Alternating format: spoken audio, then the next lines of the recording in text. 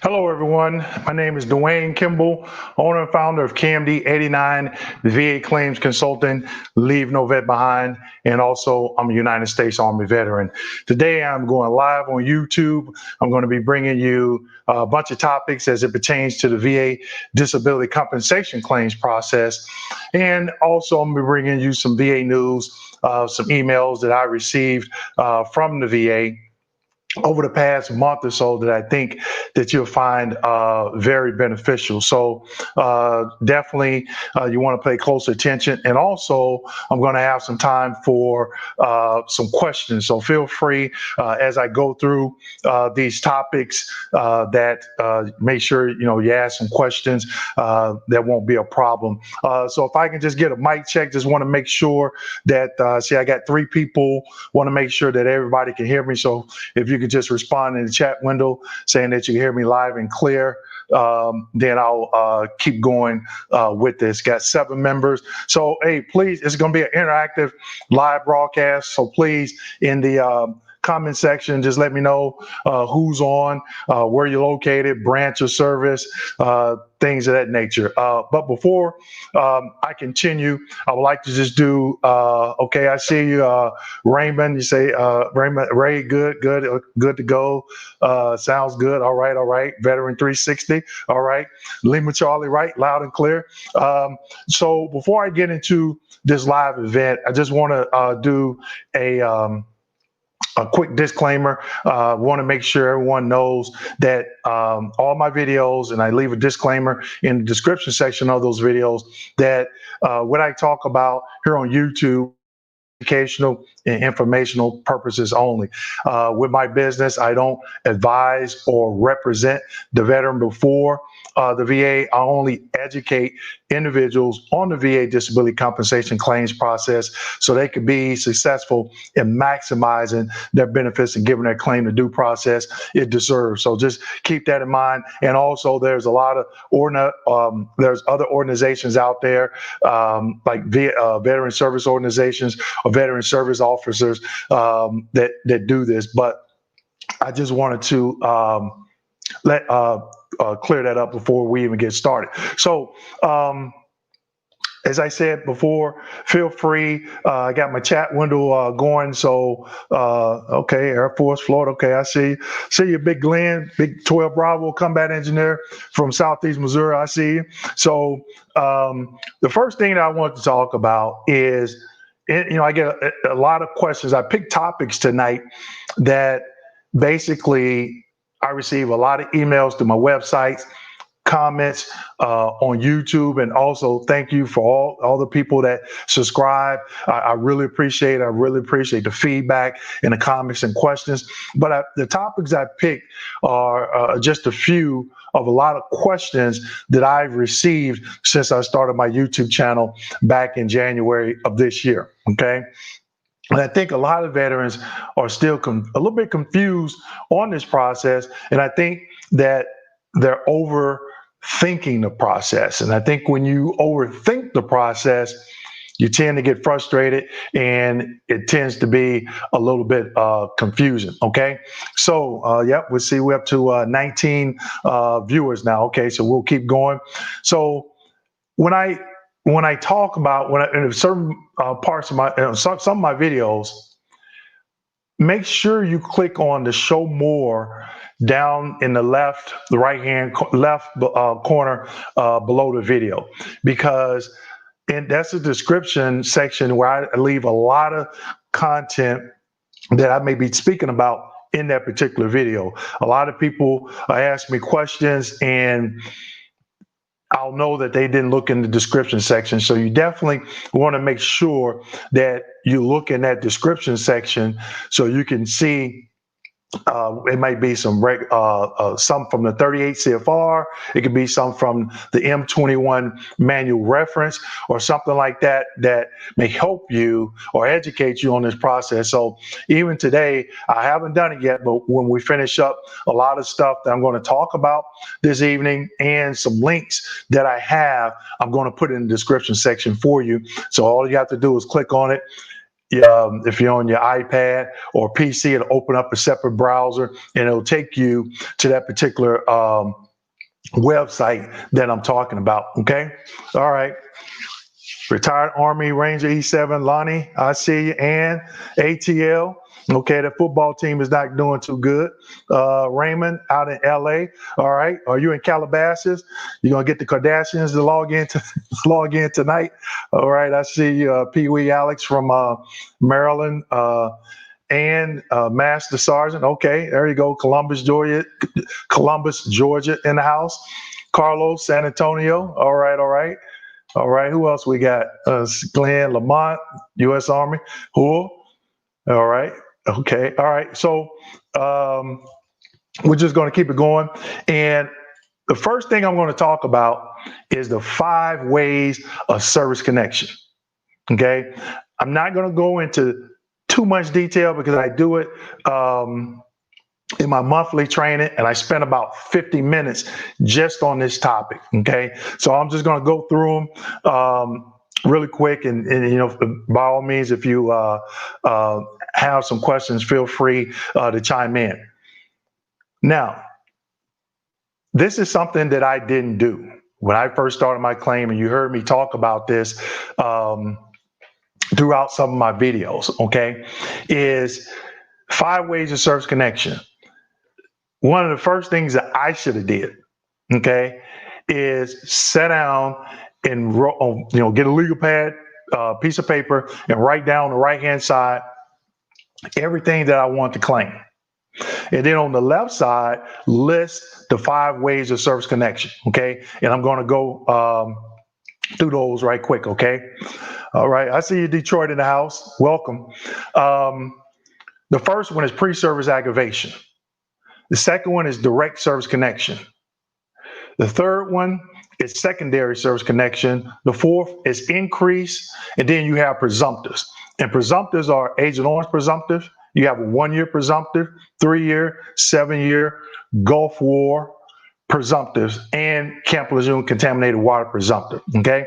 So when you write down everything that you want to claim, then try and match it up in one of the 5 ways of service connection. And if it doesn't fall within one of those 5 ways of service connection, 9 times out of 10, you're going to get denied for it. Okay. A lot of veterans miss this step. It happened to me. Like I told you, I got some bad information when I filed my claim. In the last 2 years, I was fighting, correcting those mistakes that I did on my first claim. Okay, when I filed my first claim. So just to give you an example, pre-service aggravation. We all went to MEPS. You go and they poke, they prod you and do all this other stuff. So if you had a condition before you entered military service and the military aggravated it, then you could possibly claim that, possibly get service connected for it on a pre-service aggravation as pre-service aggravation. The second one, direct. It means it happened in the military. I did a video on some of the 5 easiest claims that I felt that was easy for a veteran to obtain. Okay, so direct is it happened in service. It has to be documented in your service treatment records or related to a particular badge that you receive or something like that. Okay. Secondary is a condition that you can claim due that a service connected condition has caused. So for example, let's say I see you come back, Craig. What's up?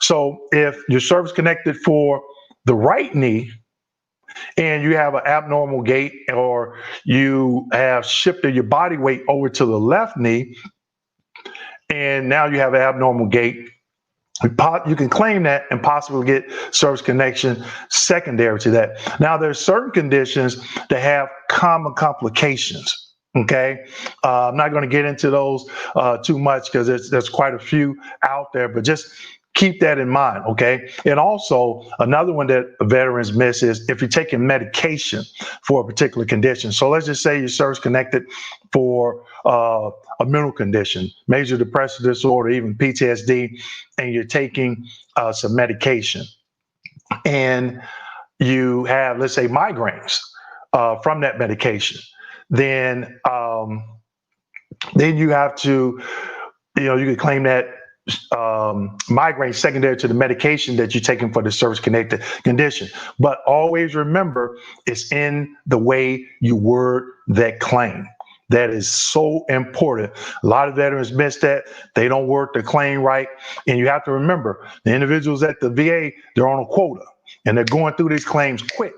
Okay. Now, you still should get the same service, but you understand, if you're going at reviewing a lot of documentation at a high rate of speed, you may miss something. So I always felt that when I filed my claim, I wanted to make sure that I led them down a path I wanted them to go, instead of just, being very vague in what I was claiming and let them assume what I was claiming. Okay, you want to be very detailed in that. Let's see, we got a question. Speak on any Army cadets, Navy midshipmen file claim during the non-mobilization. I got you, Pee Wee. I looked up that M21 about an hour ago, and I'll cover that a little bit as well. Okay. And then you have an increase in service connection. So what that means is you're service connected for a condition. Okay. And you feel that that condition has worsened.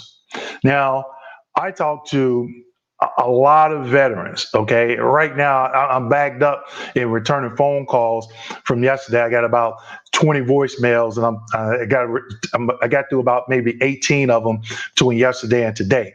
Okay. If you are service connected, one of the things that you want to get is a summary breakdown letter. And I think in the last maybe 5 or 10 of my videos, I talked about that. Okay, so hey, I'm gonna pause right quick, and I'm gonna take some questions here. First one, Pee Wee says, talk about the Army cadets, Navy shipmen file claim during the non-mobilization.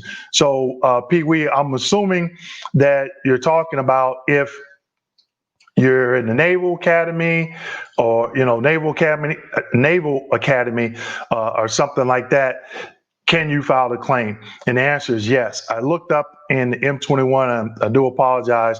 I got a couple of screens here going, and I want to make sure that I had this up. So what I'm looking at, the M21, it states characterizing the service of academy candidates. So it states United States Air Force Academy, United States Military Academy, United States Naval Academy, okay? And then it states member of the National Guard, Reserve, Civilian, active duty service member. So if the sole purpose of attending the academy, and then you leave the academy and go on active duty, then according to this M21 reference, it states that they have to count that as active duty, okay? And I have it, and I'm gonna put it in the description section for you as well. I'm gonna take a couple of more questions here. Let's see, what do we got? How do you get military and civilian medical records? Okay, good question. And I was going to talk about that a little bit later, but I'll touch on a little bit. You have to submit a FOIA request to the VA, okay, to get a copy of your C file, claims file. All right. Right now, it's taken an extremely long time to do it. But again, if you look in the description section of my last maybe 5 or 8 videos, you'll see that I left instructions on how I submitted my FOIA request to the VA, and it got links on there, a link to the form that I filled out, the verbiage that I used. So feel free to use it, and I submitted. But I'm going to touch on that. That's another topic I'm going to touch on. So getting back to increase. So if you have an increase, okay, you need to get a summary breakdown letter. That's, I got a couple of mine, and in that summary breakdown letter, it lists the diagnosis, the percentage, and the diagnostic code for the condition that you're service connected for. So if you're trying to do an increase, you have to know your current percentage and what is the next highest criteria that you're looking at now. Or you can go back to your rating decision that granted that particular benefit, and the rating specialist is supposed to put the next higher evaluation in that rating decision. But if you want to see if you're at a 0%, let's just say for a back condition, then back strain or neck strain, then the diagnostic code is 5237. And when you look it up in the musculatorial body system of the rating schedule, then you'll see the criteria for 10, 20, 40, and so on. A lot of times I get veterans they say, oh, I took a cortisone shot, I've been taking medication. Nowhere in the next higher evaluation, especially for neck and back, does it state anything about medication. Now, it does state the first thing, your forward flexion, range of motion. Okay. So once you get past that 10% for pain, you take that off the table and then you start looking at your range of motion. Now, that pain could cause you to have reduced range of motion, but you need to know what is your range of motion, for the back and neck.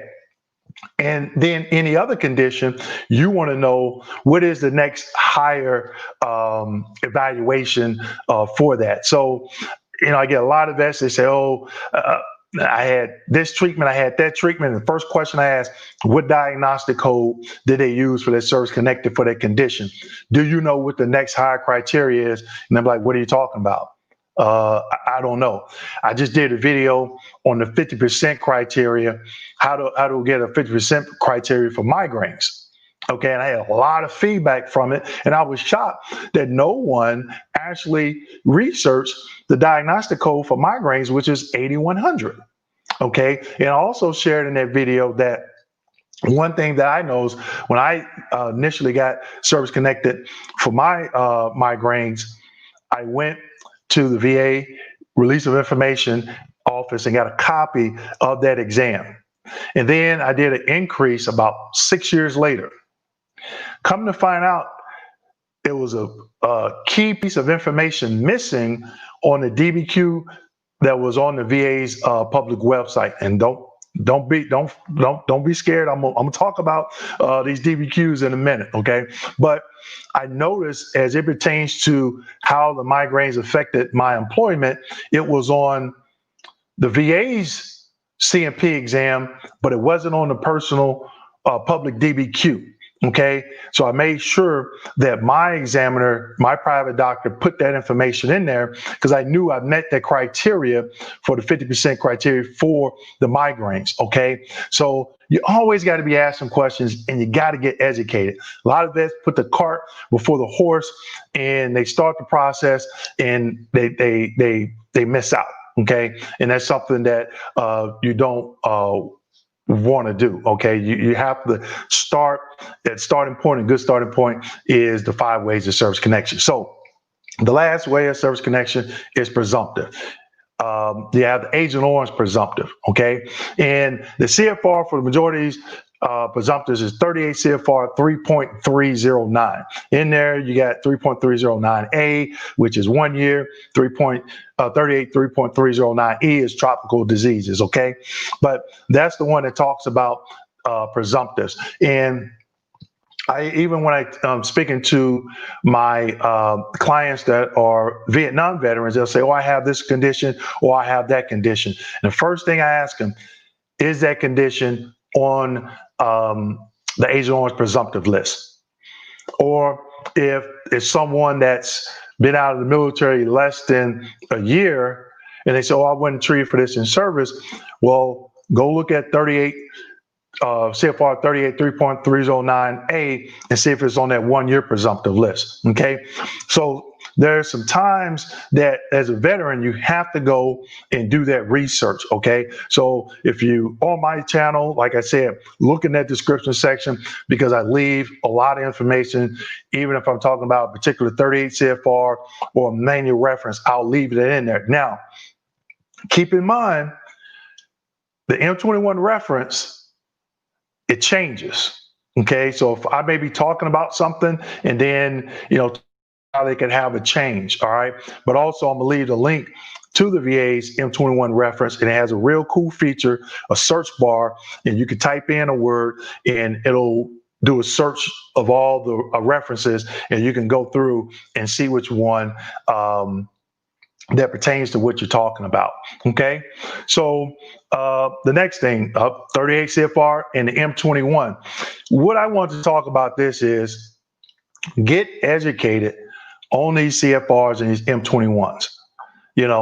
If you don't do that, it's just you're setting yourself up for failure. Trust me. A lot of people, they'll say, well, the VA is no longer doing this, or the VA is not doing this. And the first thing I ask them, give me the 38 CFR or the M21 that states that. So if anybody tells you something, I have clients that will ask me something and I may not know the answer, but I know where to go and get it. Okay, I'll look through the 38 CFR or the M21, just like Pee Wee, he asked about the naval service. And I was unable to get back with him before I went live, but I went to the M21 and I pulled it up. Okay, so I spent about maybe 15, 20 minutes and I found exactly what I was looking for so I could talk about that. So if anybody's telling you something or saying, oh, you can't do this or you can't do that, then you definitely want to ask for that for a reference or regulation. If you're on the phone with a VA employee and they say something, ask them for the regulation. If it doesn't sound right, ask them for the regulation. I can't tell you how many times I talked to vets and they said, well, I got that information from the 800 number. Well, did they give you the reference or regulation? I didn't ask. I get that a lot. I didn't ask that question. I didn't ask that question. I didn't ask that question. When you put that packet in to go to OCS school, or you putting that E7 packet in to send in the Department of the Army to get promoted, you know exactly what's in that packet. You're asking questions from other E7s or whomever. Hey, what did you do with your packet? What do you do? You have to ask those questions. You got to become familiar with that 38 CFR and that M21 so you'll know you're educated on how, not only are you educated on the VA claims process, but you're educated on how it can impact what you're doing. Okay, that's very important. So I'm going to jump in. I'm going to go back and try and take a few questions. So bear with me. I'm just going to scan back up here. And if there's some questions that I missed, feel free to leave me a comment or reach out because I may have to, spend some time to do some research or something like that. Okay. Let's see. They actually have a few new VA form records requests. If I might come from emotional trauma in the military. Seabrook, can fibromyalgia, come from emotional trauma in the military? Yes, but again, that would be one possibly of maybe a Gulf War presumptive, a Gulf War undiagnosed illness presumptive, or unless it was documented in your medical records, okay? So I'm not a medical professional, so I would say yes, but don't hold me to it because I don't have a medical background to say yeah or nay. But anything's possible. But again, if you're thinking about claiming fibromyalgia, think of one of the 5 ways of service connection could it possibly fall under. All right. Is the benefit breakdown the same as the code sheet? This is Sav Fam. Yes. It will be some information not on the summary breakdown letter. The code sheet, if you have multiple evaluations, so let's say, for instance, you were 0% for the back, and then you went to 20, then you went to 40. On the code sheet, it'll have the diagnostic code in the back diagnosis, but right below that, it'll have the percentage and effective date. So if you went up in that percentage, it will have that. On the summary breakdown letter, it's just going to have the last percentage that they granted you for that particular condition. Okay.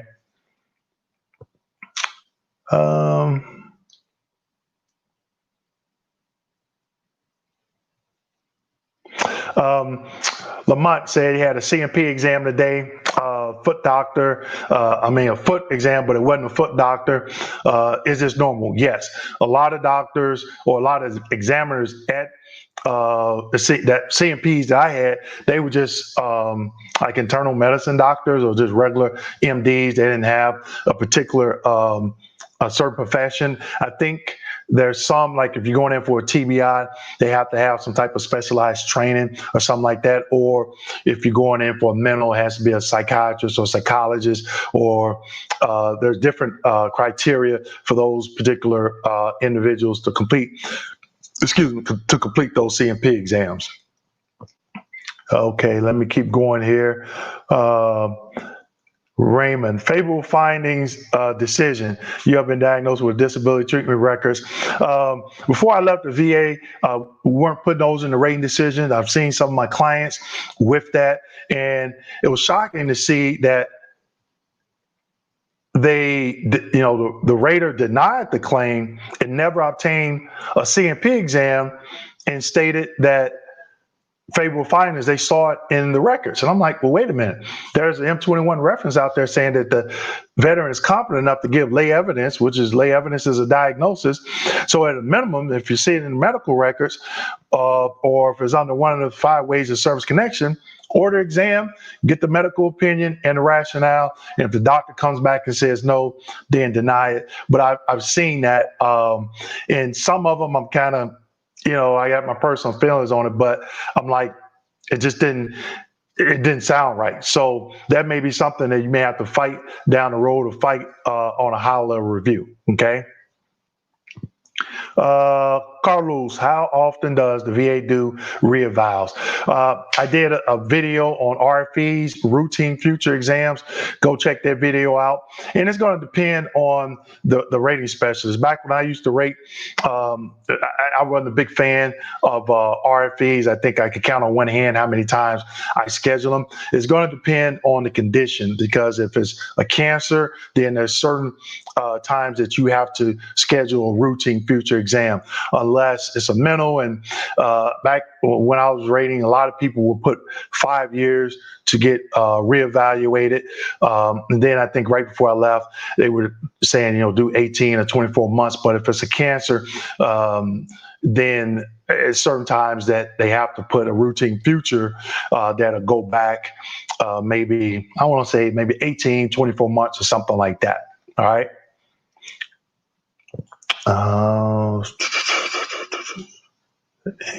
Doctor. Okay, let's see.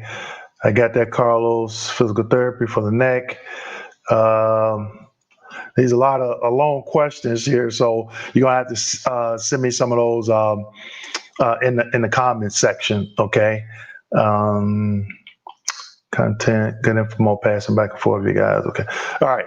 I'm gonna do one more question. Let's see. I think it was a kind of a long one. Where can you find the 38 CFR? Kathy, I did the M21, but I didn't put the one for the 38 CFR. What I normally do, I have it saved in my favorites. But when I first started educating veterans on this, I went to the VA's website. And you just type in the top right-hand corner, you put 38 CFR, and it'll bring up a bunch of links. So if you're looking for the rating scheduler, then I can't remember if that's in A, B, or C, but it'll give all the regulations in the 38 CFR.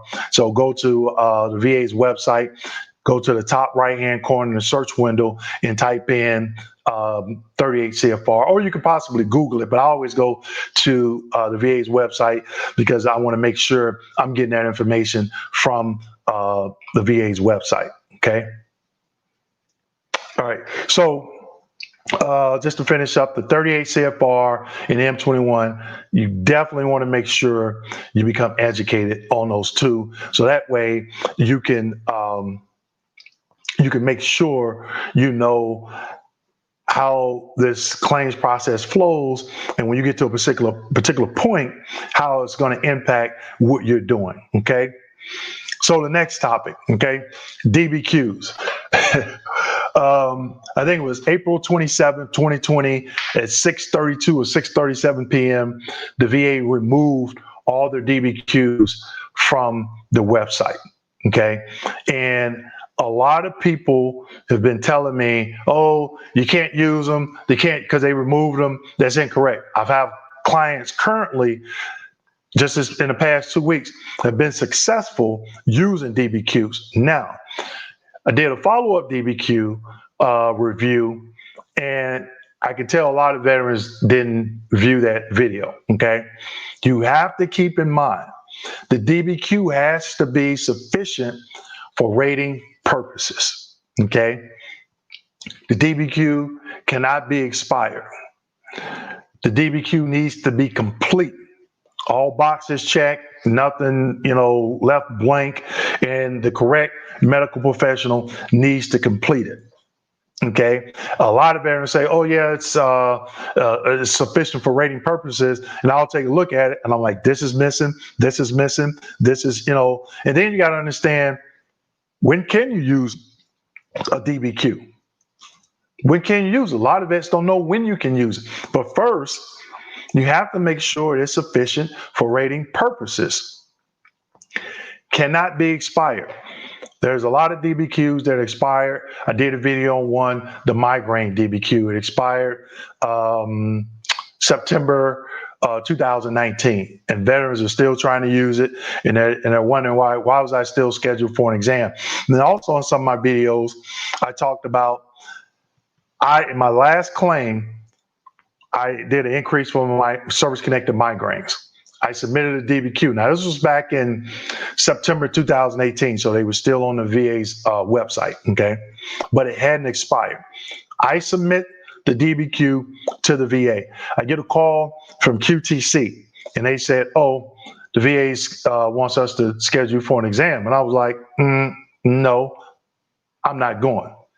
And I refused the exam because I knew my DBQ was sufficient for rating purposes, okay? And I wasn't going to go to the exam and meet with an examiner that never met me, okay? Possibly wouldn't ask me questions about how many completely prostrate migraines I have, and if it's severe economic inadaptability, okay? Those are the key wordings in the 50% criteria. I had my doctor do it. If I'd have went to that exam, and let's just say I went to that QTC exam and that DBQ showed 30% and my private doctors showed 50, which one do you think that rated was more likely is going to use? 30%, right? But they could have used the 50, but I didn't want to put my claim in that predicament, okay? I would still want to have control of it, so I refused that exam. 2 weeks later, before then, when I was talking to the QTC rep, she was trying to scare me into going to this exam. And I'm like, no. And I told her, I said, I have a DBQ already completed from my private physician. It's sufficient for rating purposes. And I do not want there to be any conflicting medical evidence when the rater gets it to rate this claim. And you know what she told me? She says, you can't do that. And what did I state earlier? Always ask questions. So I asked her, I said, what 38 CFR or M21 reference states that my doctor cannot complete a DBQ? She had no answer. She was like, what would you have me do? Send that 2507 medical request back to the regional office that has jurisdiction on my claim and tell them I refused the exam. As soon as I hung the phone up from her, I called 800-827-1000, spoke with a VSR. Ran into another brick wall.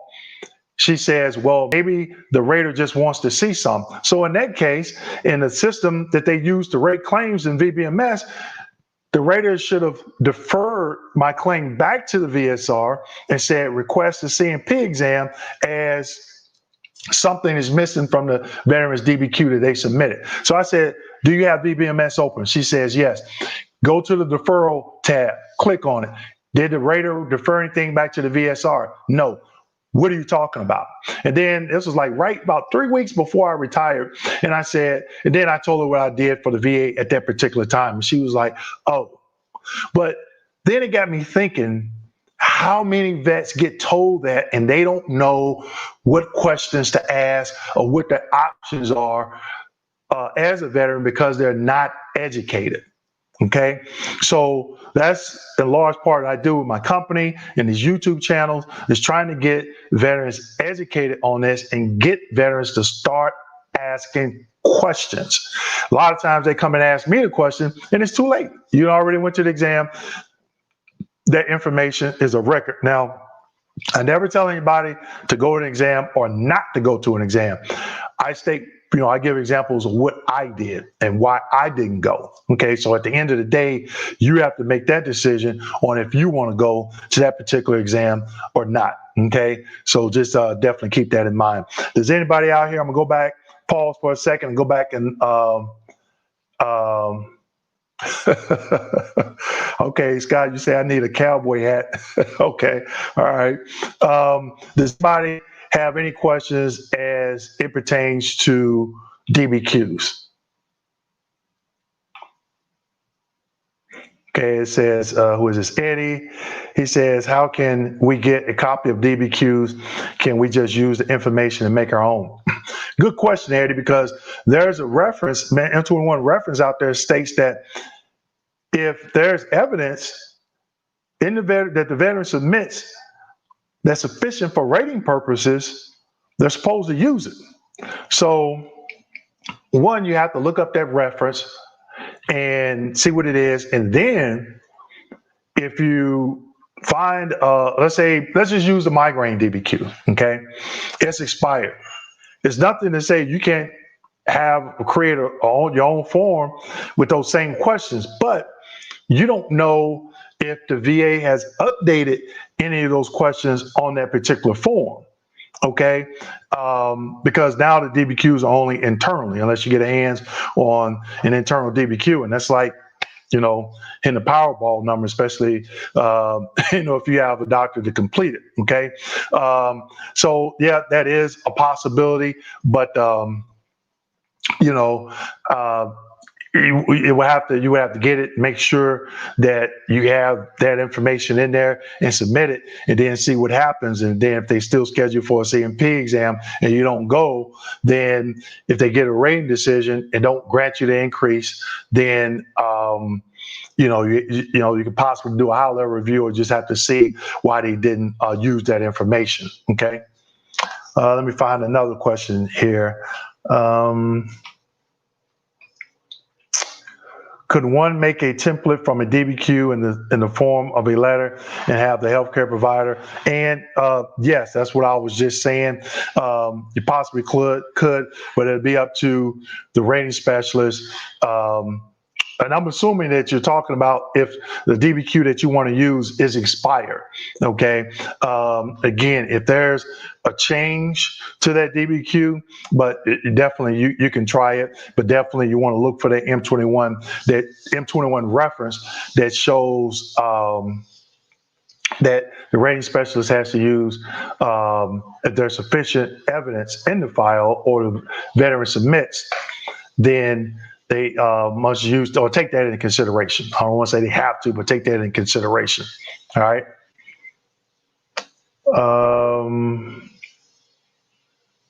Why do we need a DBQ if they have them internally? If you go back and you look at, I did a video about 45 minutes long, and I talk about my experiences at the CMP exams. I had 4, and when I filed my claim the first claim back in June 2009, I didn't know what to expect at a CMP exam, but out of those 4 CMP examiners in that video I talked about, 2 of them was horrible. They were bad. And, people, please chime in if you had a CMP exam and if it was really bad. Now, it was so bad, the 2 of them, when the DBQs came out, I just said, you know what, I'm never going back to a CMP exam, because I was getting a copy of my CMP exam from the Release of Information Office, and I was looking at the questions that the examiner was supposed to ask me. 1, sometimes they didn't ask me those questions. 2, and then the questions that they were supposed to ask me that they didn't ask, they answered them for me. And guess what? They were incorrect. So I was like, and it caused me to not get service connected or the right percentage for that particular condition. So what I did was I had a couple doctors that I was receiving treatment for a few conditions, and I called them and I said, "Hey, would you be willing to complete a DBQ?" And just had a particular conversation about. And they said, "Yeah, bring them in." And then I was trying to get some ongoing treatment for some other things that I was trying to get service connected for. And I just went to my insurance company's website and I just started calling. And I said, "This is what I need, and this is why." I said, "I'm a veteran. I'm trying to get increase or service connected." The VA CMP process, I feel, is horrible. That's just my personal opinion. And I told them that some of the doctors, they weren't writing down all my symptoms or basically what I stated, and they were sending it back to the regional office. Now you got to understand, that's all the rater has to go on at that particular point, at that particular time, the stuff that's in your file. Okay, so to answer your question, for me, that was one of the main reasons I had DBQs completed. Okay. Says Raymond, VA accept DBQ in person exam only from private doctors. That is correct. I'm glad you asked that question, Raymond. To make that sufficient, not only does it not have to be, it can't be expired, it has to be done in person. Okay. And going back to, I was reading an IG report. Okay, and this was on this IG report. The VA had concerns about veterans doing exams by telehealth, telemental and telehealth. I did a video on this topic too. So definitely, if you're not subscribed to this channel, subscribe. And a day that you're not doing anything, just do a marathon on the videos that I've done. Okay, so if you get a DBQ completed by a private physician, it has to be in person. Now, these are some things that you may run into. Let's just say the DBQ is sufficient for rating purposes. It's not expired. Everything is good to go. All the I's are dotted and T's are crossed. This is what I've been seeing, from some VA rating specialists. They will confirm and continue the condition at that current percentage and say it's continued at, let's say, 30% because you failed to report to an exam. And then in the notification letter to VSR, right, please call us and inform us when you're ready, and we'll schedule a CMP exam or submit a DBQ. And that's confusing because you're like, wait a minute, I submitted a DBQ. Or they'll say there's no evidence that it was done in person. And in the DBQ, the doctor lists like 3 or 4 different times that it was in person. It was in person, in person, in person, in person. You're like, wait a minute. And then as a veteran, you're thinking, well, what do I do? What do I do? Now, that never happened to me. But if it did happen to me, two things I'll probably do one or two things. Call the CUE on that particular rater, saying that a benefit entitlement error because they should have used their DBQ. It was sufficient for rating purposes. It was done in person, and I should have been granted increase, or more than likely do a high level review. So, you'll have to figure out, what path you would take depending on if that happened to you. But that's one huge mistake that veterans makes. And when I read that IG report, that's what the VA was asking the Inspector General. And then the Inspector General response was remove the DBQs from the VA, from your website until you can figure out a plan. Okay. So again, it's nothing that I saw that stated that they're no longer using DBQs. That's the reason they gave why the Inspector General gave why they removed the VA. They meaning the VA removed those from the website because I guess it was a lot of them coming in by telehealth and telemental, and they were like, wait a minute, this goes against, and actually, if you go back and look at my video, I put in the description section the couple of M21 references as it pertains to telehealth and telemental. Now, the VA can do that, but not your private doctor, okay? And also, Oh shoot, what else I want to say? Also, the VA can do it. Your private doctor can't. So definitely keep that in mind. Oh, and I've been getting a lot of questions saying, "Oh, what about COVID-19? We should be able to do DBQs by telehealth because a lot of doctors' offices were closed, like from even the CMP examiner's office and QTC and all of them were closed for a certain period of time." I have yet to see anything in the 38 CFR or M21 regulation that the VA says, okay, due to COVID-19, we're going to exclude telehealth and telemental exams and allow private physicians to do that. Like I said, make sure you go back and you look through the M21 reference. I think the last time I looked for that particular topic, DBQs as it pertains to telehealth and telemental conferencing due to COVID, there was nothing that I could find. Okay. But that's something that you want to, keep looking on a daily basis and see if it changed. Okay. I don't think that it is going to change, but you never know. Okay. So before we go on to the next topic, I'm going to pause and I'm going to see what questions I got.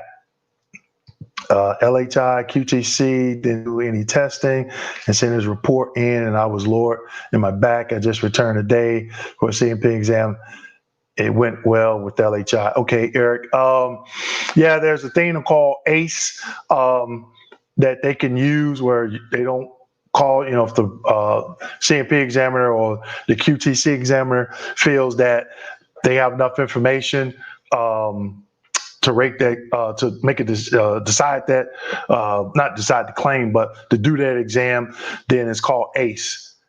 I'm not a big fan of that, especially if it's a joint. How can they make that decision? Because they have to do the range of motion or any other condition. Let's just say migraines. Let's use migraines.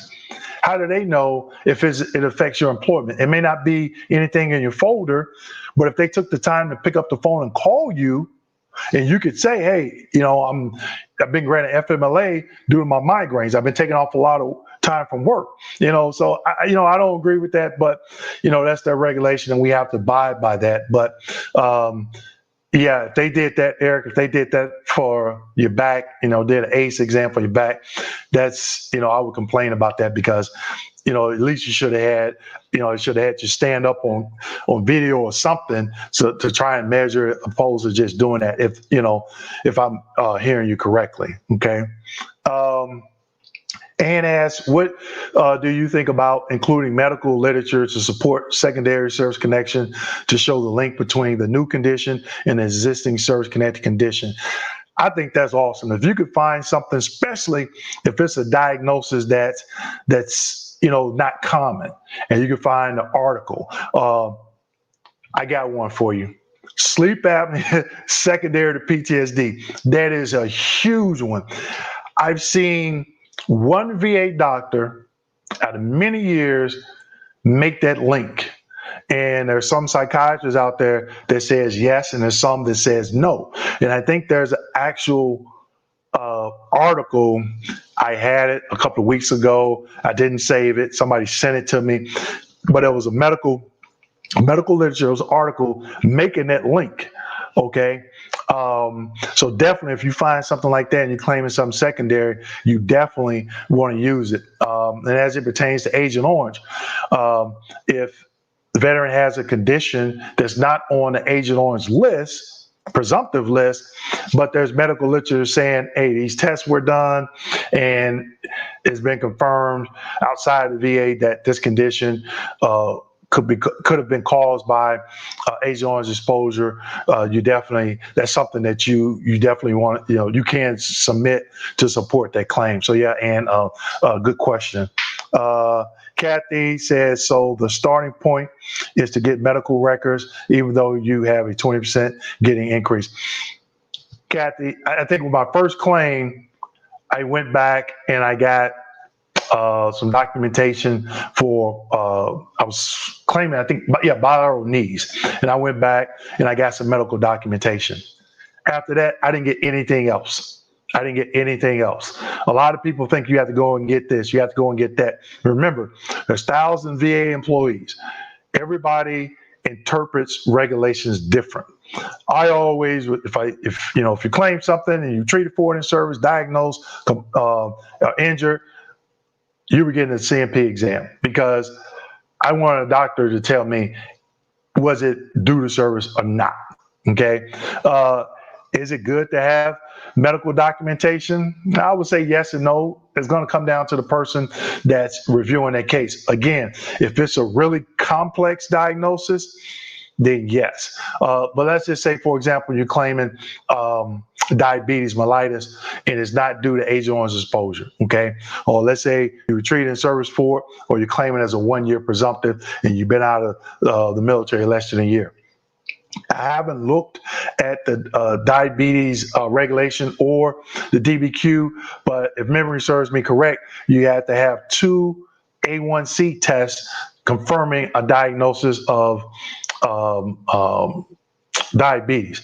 Or now if you have anything else, like, especially from the VA medical records show that you have a confirmed diagnosis, then I would definitely, if it was me, I would send that additional medical evidence in. Okay. Let's see what other questions we got. Let's see. Great idea about going down your insurance's doctor. Yeah, Scott, that worked for me because I made up my mind. I wasn't going back to any CMP exams. I was like, no, it's just, doctor, when I went in, I was claiming lower back pain. I wasn't treated in service for it. And I was saying it was secondary to my severe flat feet, my service-connected ankles and knees. He said I was heavily overweight. Look at me. Do I look like I'm overweight? No. And when I got that CMP exam, I was like, man, really? My body mass index for my height is 230. And I was at like 232. So, but he made it seem like I was grossly overweight. And that's why my back was hurting. And I was like, nah. And I got upset. And, I think I shared where I ended up filing a formal complaint. He said some really negative things in the exam. I reached out to the director of the hospital, filed a complaint, said that exam was insufficient. He lied on the exam. And I think it was like 3 months later, I got another CMP exam. And actually, I didn't. That was for a different condition. I went and I got a DBQ done and a nexus statement. Okay. So that brings me to the next topic. Nexus statements. I've been hearing a lot of people talk about IMOs. And I'm like, what is an IMO? So please type that. Somebody tell me what an IMO is in the comment section. It tell me what goes into an IMO. They'll say, I submitted a claim for a neck condition and I submitted an IMO and they denied me. That's, my question is, again, that neck condition that you claim under the 5 ways of service connection, where did it fall? And then IMO, somebody said, it's an independent medical opinion. Okay, so what does that do if it doesn't fall under one of the 5 ways of service connection? So what I ended up doing once I said, Craig says IMO is the replacement for DBQs. Okay, I like to see that fly over going across the Raiders' desk. But one thing that I did, I said, you know what? I'm getting DBQs, but I still needed a nexus statement. And I'm not going to go in heavy in depth on the nexus statement because I talk about my monthly training and it's about a 30-minute topic. But I will tell you this. When you do a nexus statement, it needs to include these things. And I think I have a video out there on it. The doctor needs to list all the evidence that was reviewed. It needs to have a current diagnosis. It needs to have a medical opinion. Okay, whether you want to call it MO, IMO, a medical opinion. And then lastly, it needs to have a rationale. I ask so many people, and feel free, if somebody tell me what a rationale is, leave it in the comment section. But I'll just say this. The rationale outlines how the doctor came up with that medical opinion. in-person exam, medical expertise, review of x-rays, progress notes, review of claims file, review of service treatment records that show treatment for whatever condition that the veteran is claiming on a particular time and date in the military. That's a nexus statement. Just submitting an individual IMO, what does that do? IMO without a rationale, without a diagnosis, without review of any documents, even a nexus statement, same thing. So one thing that I did, I created my own nexus statement, okay? And it had all that information, on there. And the doctors completed it, I submitted it, and guess what? The first time the rater took it, rated it, and I was good to go, okay? Now, sometimes the rater may say, I'm going to schedule an exam anyway. So it goes back to what I stated earlier. You're going to have to come, when you get to that crossroad, you're going to have to say, okay, do I go to this exam or I don't go to the exam? That's a decision you're going to have to make depending on the evidence that you submitted. I knew mine was good to go. I didn't want there to be any conflicting medical evidence. So I decided not to go. All right. But I hear a lot of people talking about IMOs. I submitted that without a DBQ for something that they're claiming in service. Of course, they're going to, a VSR, RVSR, they have to request an exam. You just can't rate just based off of you putting down a neck condition on a 526EZ and submitting an IMO. That's a waste of time. You still need a medical opinion. All right. Not a medical opinion, but you still need a CMP exam, DBQ completed with a medical opinion and rationale. So when you say IMOs and you don't have a rationale to support that medical opinion, me personally, I feel it's a waste of time. Okay. So just definitely you want to keep that in mind. Pause for a second. We'll go back through some questions here. Alex says, Dwayne, please speak on the vets who have temp 100% rating and never file or appeal to receive a P&T rating.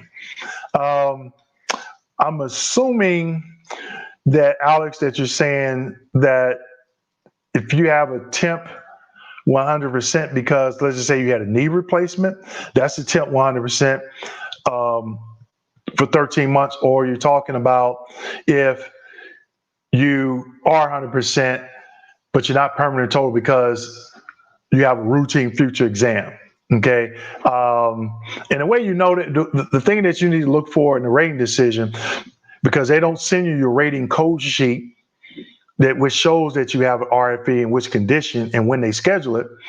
In that rating decision, normally the last line in the narrative section, it'll say, since there is a likelihood of improvement, okay?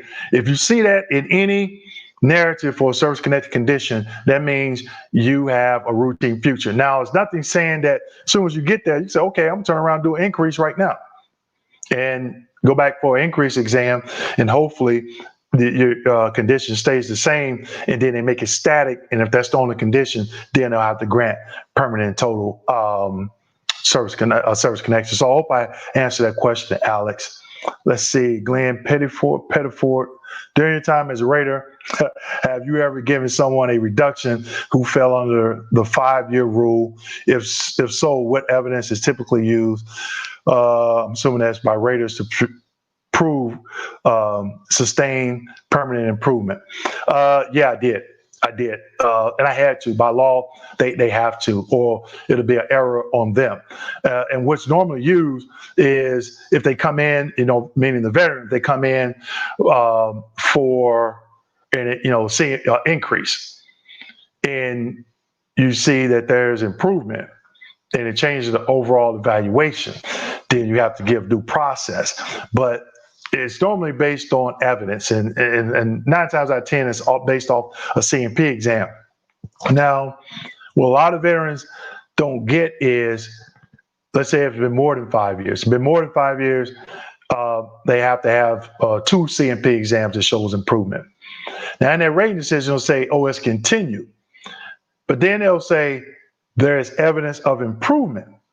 So that's like code, don't come back in again. Because if you do, in a certain amount of time, you're going to get reduced. That's code. Since we have received evidence of improvement, and they give like a 38 CFR or something that due process that haven't been met, so therefore it's continued, meaning they haven't received another exam showing improvement. Now I've seen veterans come right back in 2 months later, do another one.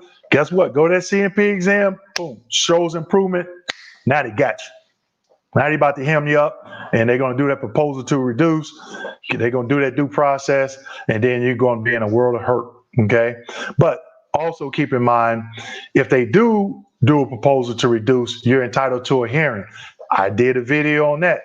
Didn't get a lot of views, but a lot of people need to look at that, because if you ever get a proposal to reduce, you want to know which options are. You want to be educated, okay? So definitely go and check that video out. And I think I named it RBSR hearing or something like that, okay? Let's see. Ronald says, can you recommend a doctor to write a nexus letter for sleep apnea and depression? Wow. You're going to have to find a doctor and just ask them. Just say, hey, do you think that there's a link between sleep apnea and mental condition, PTSD or depression?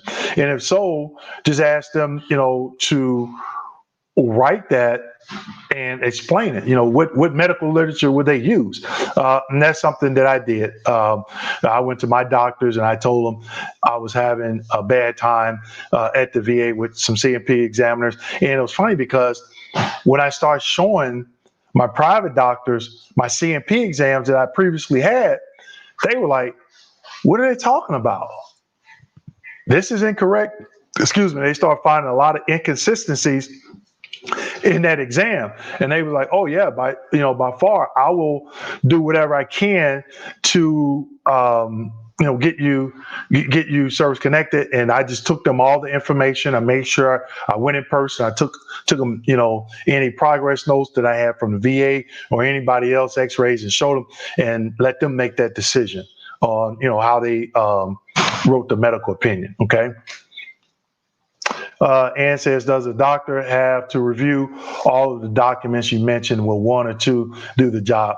I would say, yeah, one or two would do the job, but make sure they're important ones, because again, that's going to depend on the rater that's actually reviewing the case. Okay. Let's see, Lamont, once you've completed your CMP exam, usually how long does it take for the VA to receive it?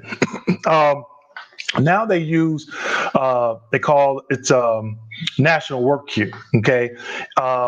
Before, each state had a regional office and they handle that particular claim. Now, once the exam is done, it goes back to what they call a national work queue. And then, it may be assigned to a particular regional office. I don't know if there's a set time for that, but normally I think it used to be maybe 7 and 10 days or something like that. It could change, but don't hold me to it.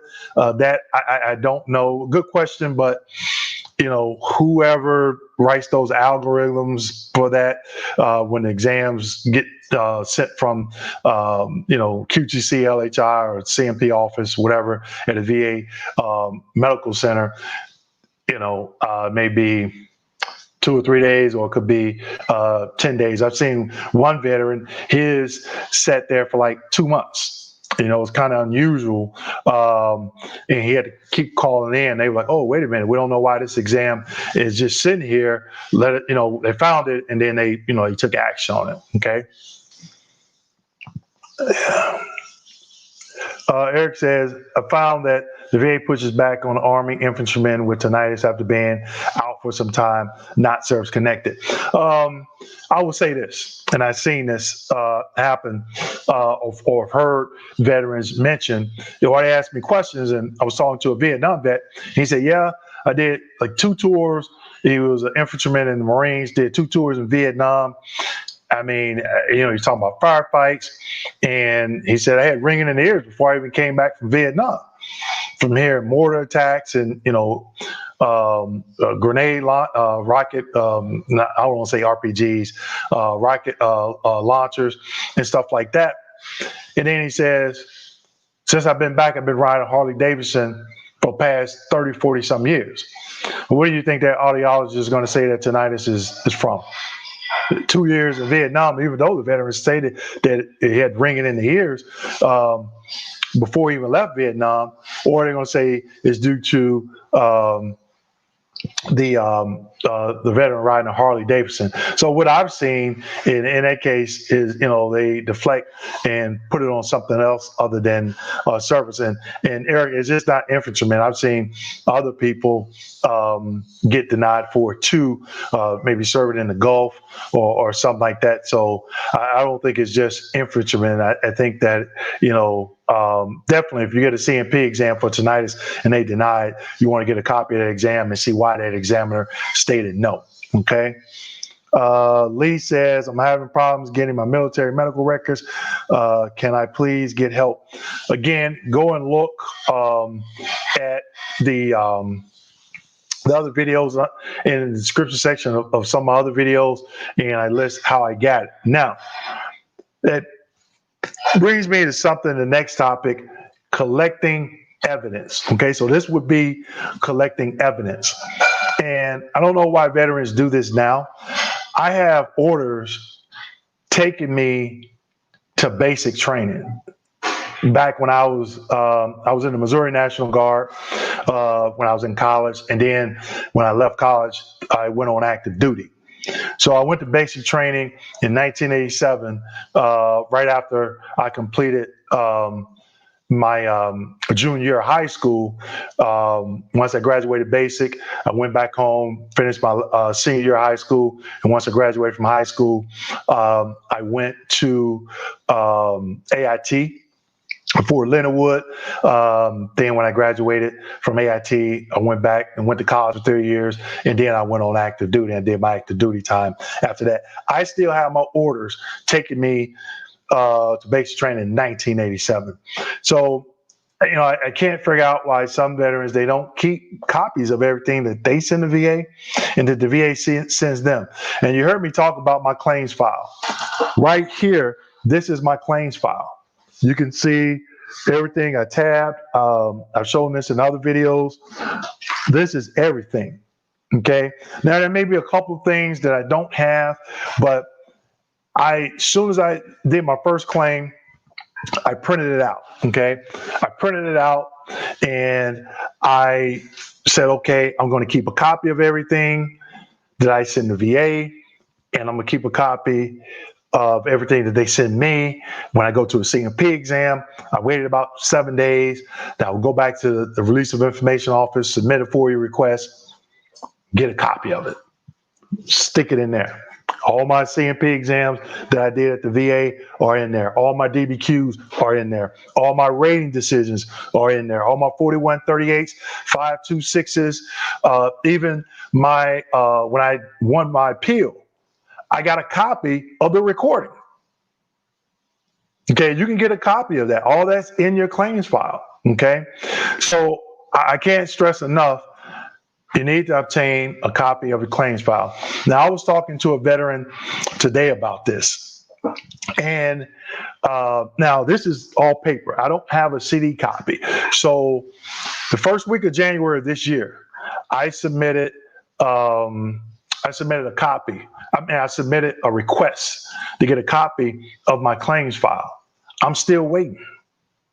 I haven't received anything. So I was talking to a veteran today, and they were saying, "Hey, I want to do a excuse me, I'll adjust my mic here." They said they wanted to do a high level review, but they wanted a copy of everything that the VA was looking at before they submitted the high level review. And guess what? In 2 months, the 365 days, the appeal period is going to end. And I'm like, I need to get a copy of this right now because I need to know what they're looking at so I can be prepared for this high level review. Now, I got two things I'm going to tell you.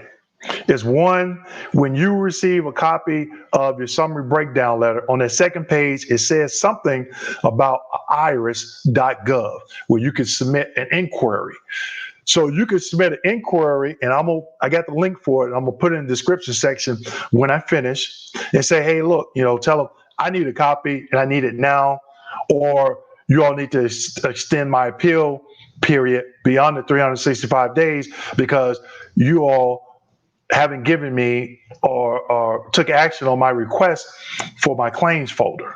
Okay, now if you wait till like a month before the 365 days expire, you may not have any luck. But if you get a rating decision, let's say you got a rating decision denying you something on January 5th of 2020, and you submitted a request on January 6th and you still haven't received it, then I would be kicking and screaming. Okay, so I'm going to leave the IRS customer help link in the description section along with the M21 and a couple more. Okay, or you can call the VA White House hotline. Okay, but they're going to say, well, where do you want us to send this? Or they're just going to send it to the VA because they don't know which VA regional office has jurisdiction over your claim, or no office may have jurisdiction. It just may be in the national work queue, we used to call it in the cloud. Okay, because it may be in between, they may be waiting on some information or CMP exam or something. But those are the two options I think that you may have some success. You could do both. You could file a complaint with the VA White House hotline. That's 800 number. They're open 365 days a year, 24/7. If you call right now, somebody's going to pick up the phone. Okay, or you could use the IRS customer help at iris.custhelp.va.gov. I'll leave that link in the description section as well. Okay. Before I'm getting into some VA news, I'm going to look at some more question. Glenn says, thanks for the info. Much appreciated. Thank you for spending the time, Glenn. Ronald says, can you refer a doctor that can write a nexus letter? Again, Ronald, you're going to have to find someone in your area. I don't know of a doctor. Like I said, what I did, I just went through and found a doctor, told them what I needed. And I had a list of 30 doctors, and I just started calling. I needed one. And I just started calling. I told them, this is what I had. This is what I needed. And I think I got to maybe the 14th or 15th doctor. And they say, oh, yeah, come on in, and I had everything. And they did the exam. They did it in person. And they wrote up everything. And then I submitted it. But, even for my business, I don't refer doctors because, again, you have to be in person. So, if you're in Seattle, and I said, oh, yeah, I know a doctor here in, Florida, that's not going to do any good because it can't be done by telehealth or telemental. It has to be done in person, okay? Lee Hunt says, I have a few records that my evidence from my medical records. I never give the VA those records. Should I submit those pages from my medical records? Lee, tell you something.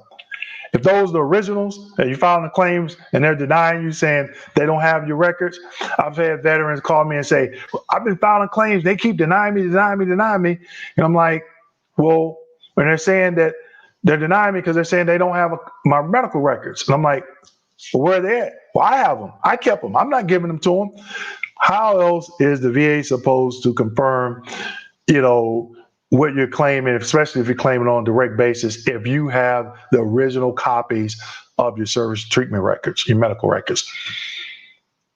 Make legible copies. You can send them the originals or vice versa. But if you have the originals, they need them. But I would spend the money and time. If you're going to send them the originals, make sure your copies are legible. Okay? Make sure they are legible before you send those off. All right. And got a lot of questions. I hear you. Okay. Is it difficult for admin personnel to get Service Connect for tinnitus? Was exposed to cargo aircraft noise for extended periods during deployment to Gulf War ringing? I don't think so. And one thing that I tell when I used to have some of my coworkers and they weren't they didn't serve, they would always come up and say, hey, I got this vet claiming tinnitus due to this MOS. You in the Army, what is it? And it would be PAC personnel.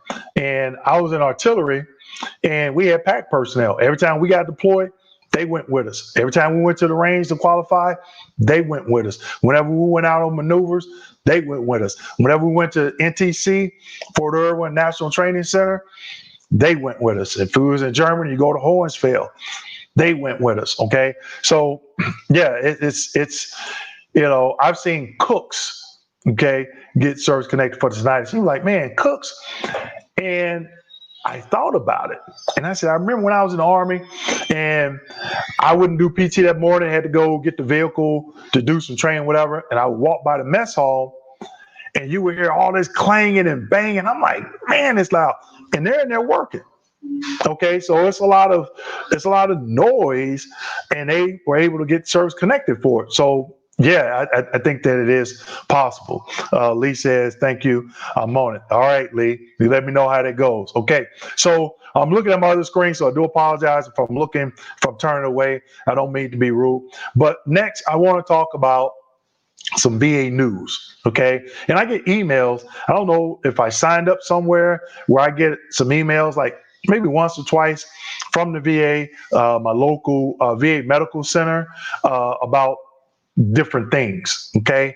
So I'm going to share those. I go through them, and I want to share some that I feel that are kind of important, okay? So on September 30th, the VA sent out an email, and it states VA will be sending veterans that are 30% and over a status of dependent questionnaire. Okay, so what that means is if you're service connected at 30% or higher, you could add your dependents to your award, meaning that you could get paid for your wife. They'll give you extra money on top of your 30%, 50% or whatever, for your wife, your child,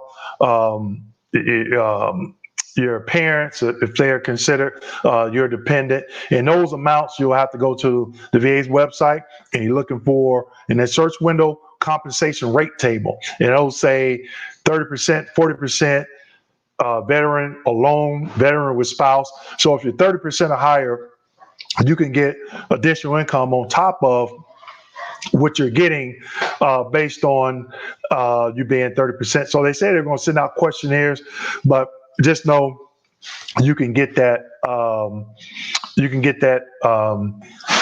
That's a benefit, okay? And Ann says, thanks, Mr. Kimball. Love your thorough responses. Thank you. And by all means, if I miss a question, make sure you put it in the comment section. I'll try and find an answer for you. Lee says, thank you. Jamal, very good info, D. Appreciate it. Okay.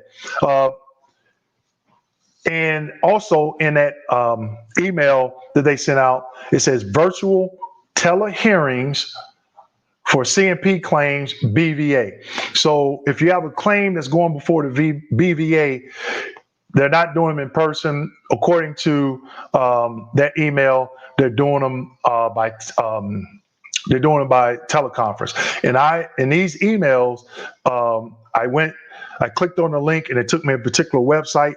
I'm going to leave those links to those particular websites that are talking about this VA news in the description section. So again, at the bottom, you only show a little bit of the information, but you have to click on that show more. And then that's where you see a lot of the information. So I leave a lot of stuff, information for my videos in the description section of those videos. Okay. All right. Let's see. 13 Bravo, Lamont, I was not a 13 Bravo. I was a 13 Charlie. So when I got out of the military, I was my last rank, I was an E6 staff sergeant, and I was a battalion. I worked at battalion alongside S3 in the top. I was an FDC chief. Okay, Lamont. So, Lamont, tell me, what was that cadence we used to call shoot, move, and communicate? Boom, boom. Let me know if you did that wherever unit you were stationed with, Lamont. Okay, let's see. And they sent an email out on September 18th, 2020, stating that all CMP exam locations are now open. Okay, this is not me saying it. it's the VA, they send an email out. So if you're unaware of that, they did send an email out. And one thing I'm gonna touch on, I came across M21 reference. I don't have it on here, but I saved it on my computer. A veteran can request that they have their exam done at the VA instead of going through QTC, LHI, or what's the other one, VES services. Now, I don't know if the VSR, if they get it, they'll pay attention to it, but I'm sure if you put that reference in there saying, I do not want to go to QTC, if you had bad luck or whatever, or you prefer a CMP exam to be done at the VA, then you definitely, you can put that reference in there and say, hey, look, I don't want to go to QTC. I've had bad luck, whatever. If it takes longer to get me into the VA, then fine, but I don't want to go to QTC. But there's an M21 reference states that a veteran can request that CMP exam be done at the VA, okay? But I will leave that link in the description section, and it states all CMP exams are open. So like Denzel Washington said in that movie, it's not what you say, it's what you can prove. Okay, so it's just not me saying it. The VA sent an email, and I think it came out September 18th. So hopefully, QTC, LHI, VES, I think over the summers, early part of the summer, they start doing those CMP exams. I've been picking up the slack. So hopefully what that means is hopefully with the VA CMP examiners going back to doing the CMP exams, that turnaround times for these claims will go a lot faster, because now they can schedule some CMP exams, all right? They sent an email out October 7th, 2020, extending the caregiver program. Now, caregiver program, I'm not going to touch on it because it's on the VHA side, Veterans Healthcare Administration side. It's through social worker on the particular team. I do have a link for that. And it used to be only that veterans that served after 9/11 were eligible. But as of this month, I believe, this month, they opened it up to veterans before then, Vietnam veterans, and I think veterans served after 1975. But the link that I provided, I put that when you click on that link, it's two. I think I have like 2 or 3 different links. Yeah, I got 2. Click on both and just go through there and do your research, okay? Because that's something I don't want to go in depth on because, some could have changed, and that's a healthcare benefit. I never worked on the healthcare side, so I saw that, and I know a lot of people have been asking about it. So caregiver, what that means, if you awarded the caregiver, then the money doesn't go to the veteran, it goes to the caregiver. So if your spouse is your caregiver, you meet the criteria or the prerequisites to get approved for that, then it doesn't go to the veteran. From my understanding, it goes to the caregiver or the spouse or whoever is the caregiver. But one of the things I did pull out from that, it says sustained veterans may be eligible for this clinical program if they sustained or aggravated a serious injury, now includes serious illnesses in the line of duty on or before May 7th, 1975, or on or after September 11th, 2001. Okay, so it's basically covering Vietnam veterans and veterans that served during the Gulf War era after 9/11. Okay, but I'm gonna leave those links so you can look at them and just do your own research. Like I said, I didn't want to go into too much detail on that. Okay. And last, I'll wrap it up here. I'm gonna get into some Q&As. My next video is going to be on high-level review. Been getting a lot of questions, a lot of veterans submitting high-level reviews that they're not going to win. Okay, so my next YouTube video, I'm going to talk about high-level review. How do you fail at the high-level review and how you can be successful? Okay, I'm just going to give some pointers, like I talked about. And when I won my appeal, it wasn't called Howler Review back then, but appeals. And I think I had like maybe 7, 8 different things I was appealing: effective date, service connection, and the evaluation that I felt that wasn't the correct evaluation for the condition I was service connected for. When I went in, I was doing a video conference. And I had my POA, a VSO, and the only thing he did, he talked maybe like 30 seconds. I had 60 minutes. He talked 30 seconds. He introduced us, and I took it from there. But you know what I did have? I had this bad boy right there. And the decision review officer that was rating my case was sitting, and she could see me, and she could see this. And I told her, I said, look, I should have been, even though I got service connected, the effective date is wrong. You all should have went back 2 years. She started looking. She said, I don't see it. And what they were doing, they were top sheeting. So they were only looking at the top few pages. They needed to go down into the claim file back 2 years. And I told her, I said, keep flipping, keep flipping, keep flipping. And as soon as she stopped, boom, I had it.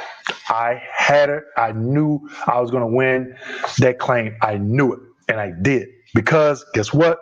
I had this. So I knew what I needed, what I was claiming. I was very familiar with my claim before I even submitted an appeal.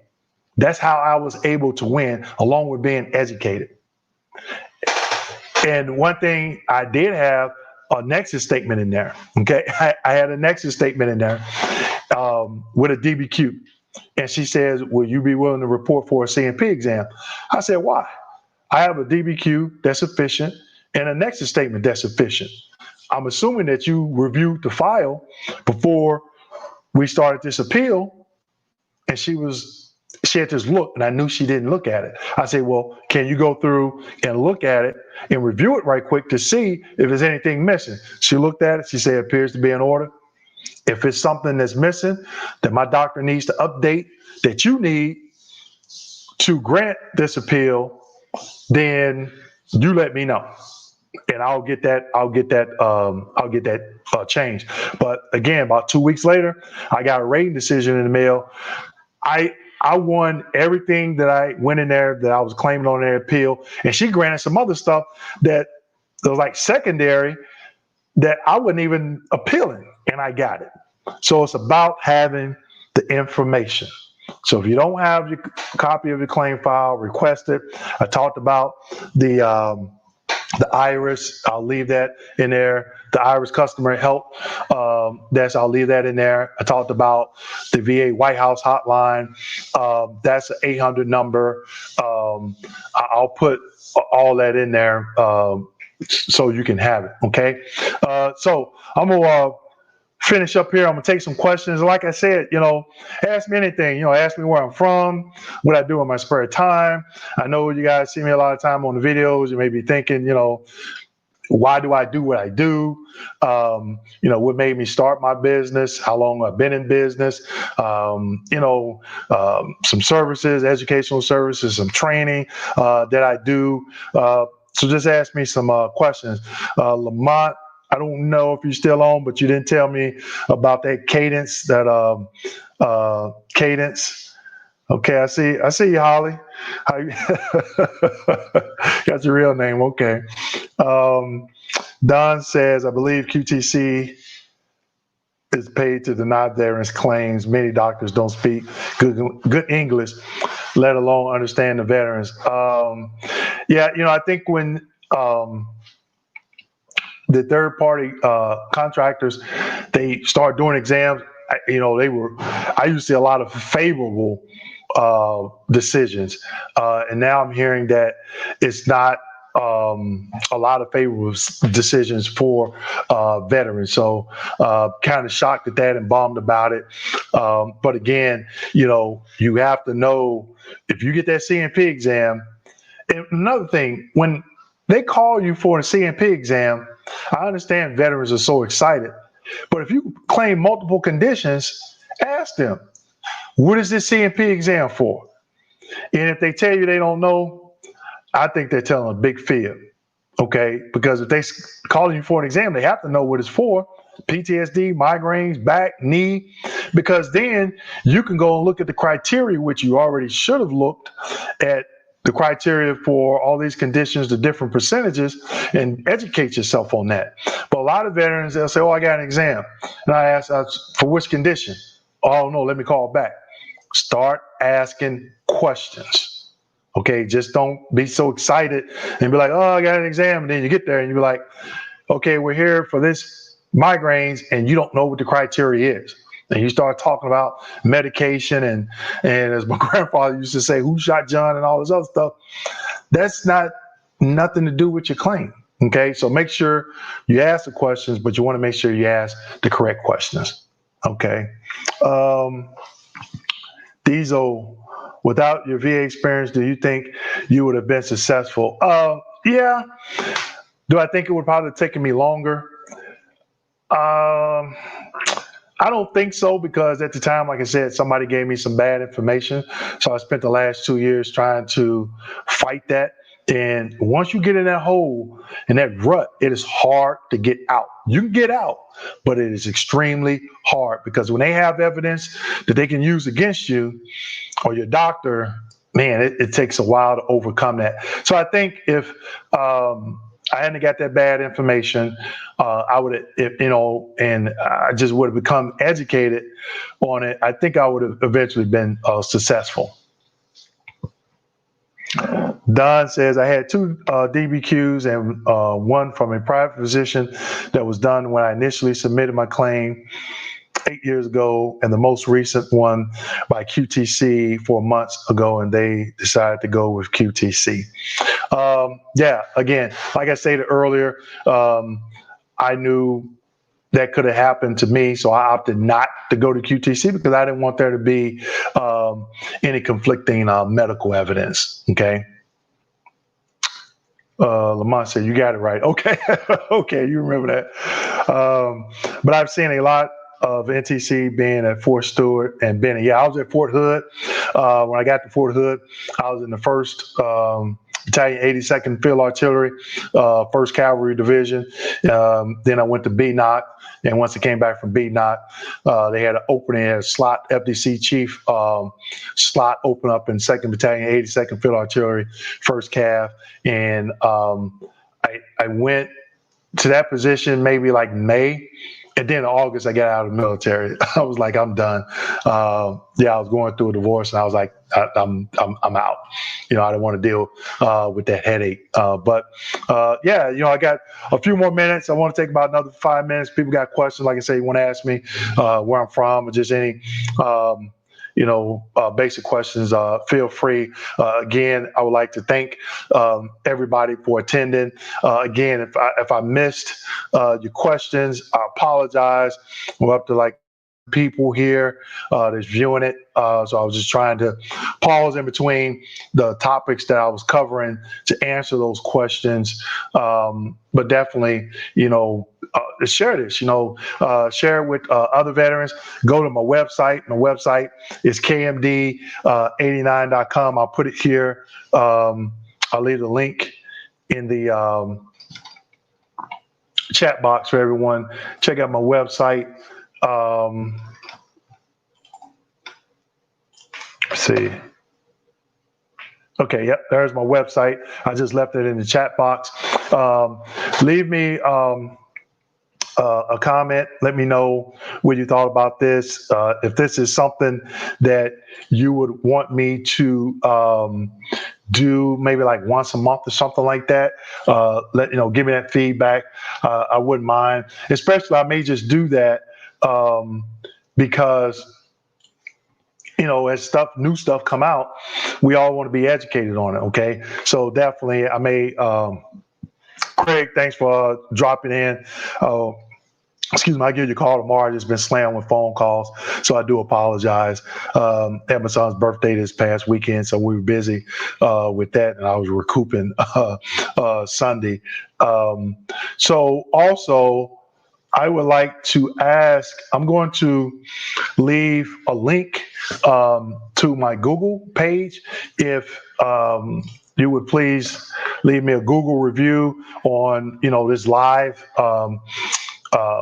session that I did, just leaving some feedback so other veterans, they can be aware of, some of the things that were talked about during this live session, because I want to reach as many veterans as I can and get them the information that they need to be successful. Because even when I was a rating specialist, I got to the point I got really frustrated. I mean, I got mad when I was calling the 800 number. I made sure I called times that I wasn't on the clock, and I was going off.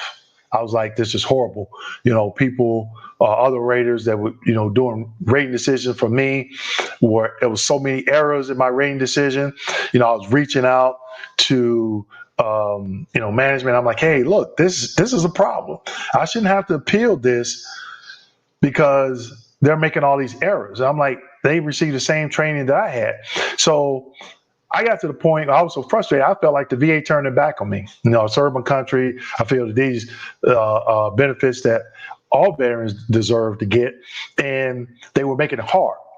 And it shouldn't be that way. So once I retired from the VA, I said, hey, I'm going to help as many vets become educated as possible, because I don't want anybody to feel and go through the frustration that the things I felt and the frustration that I went through. Okay. Lee says, let me ask you this.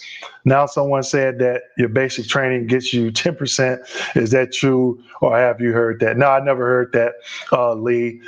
Could get you 10%. Obviously, if you're claiming tinnitus, or you're exposed to acoustic trauma, or you had some type of medical event during basic that you feel cracked your kneecap or something like that, and you got some pain. Then possible 10%, but just going through basic alone, no, that's not, you're not going to get 10% just for going through basic. Okay.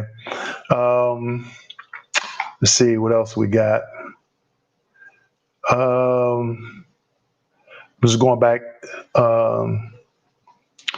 Cindy says, what is QTC? I think I missed that part. That's a third-party contractor. So whenever the VA gets an overflow or gets bagged up on certain conditions or certain exams, they'll outsource those to like QTC, VES, I think it's VES, and LHI. Those are third-party contract doctors that are eligible to do compensation and pension exams when the VA CMP office can't get the veteran in a timely manner. Just going through, looking at some other questions, everyone. All good, man. This is outstanding. Please do more. Okay, Mr. Wilson, I see you. Yep, I could do more. Cynthia says, yes, general information, Q&A. Ann says, great idea. We all get a lot out of the information you share. So again, if you're not a subscriber, please subscribe. And when you subscribe, hit that notification button so you can get notified of, from going live. And I always try to promote it. I'm in a few I have a veterans group. I have a veterans group that I created on Facebook, and I'm in a couple of other veterans Facebook groups where I'm allowed to post, videos and stuff like that. I'm on LinkedIn, Instagram, Twitter, and then even my website. So again, subscribe, please like, and then share, but also hit that notification button so you can get notified when I upload a video. And if everyone, I got like 46 people watching. I'll put the link. If you can leave me a Google review on, what you thought about this live event, please do. It'll help other veterans that are looking at my website and stuff that I do. So I just added the Google review link, and then I'm gonna add my website again. Okay. All right. Let's see. Don Liver says, key to claiming bilateral hearing loss. I would say the key would be defining acoustic trauma. Either if you have your medical records and you're looking at your audio exams on your entrance exam and your separation exam, is there a fluctuation in hearing? And you can look at the numbers. It'll have like, I think, a 500 megahertz, a number 5 or 10, 1,000 megahertz may have 15, and then may have 45. If there's a discrepancy between the entrance and exit, a separation exam, you can say, hey, there was a fluctuation in hearing loss, or you being exposed to acoustic trauma, working on a aircraft carrier, working on the flight deck, or going to a range. You're a cadre at a range and maybe not wearing hearing protection. Obviously, if you're deployed and in combat, you can't tell ISIS, oh, wait a minute, hold on, let me put my earplugs in, or if you're a mechanic or you're in charge of a section that has vehicles, when you do that PMCS on that vehicle, it may be different for the Air Force if they're, working on aircraft or something like that. But if you have like a deuce and a half or a 5-ton wheel vehicle or a track wheel vehicle, especially in the Army, and you take that to the motor pool or you're doing PMCS, you don't put your earplugs in if you're trying to troubleshoot something. That's being exposed to acoustic trauma. So being able to explain that as it pertains to hearing loss, when were you exposed to acoustic trauma, loud noises, and stuff like that. So even when somebody said, well, I was in PAC, but again, if you were stationed with or assigned to an infantry unit, army unit, artillery unit, combat arms unit, then more than likely, if you got deployed with them, you were exposed to acoustic trauma. Okay. Jamal says, need any help? Kevin says, there is a BVA case that contradicts the M21 on private DBQs done by video because 38 CFR is law and 21 policy. Have you heard of this? They basically say private psych exams by video or vow. I don't know which BVA case that you're mentioning, and you are right. You are right that the 38 CFR is law and the M21 is policy. But again, whether it's regulation or policy, if it's something that can help you be successful at getting service connected, then you definitely want to research both.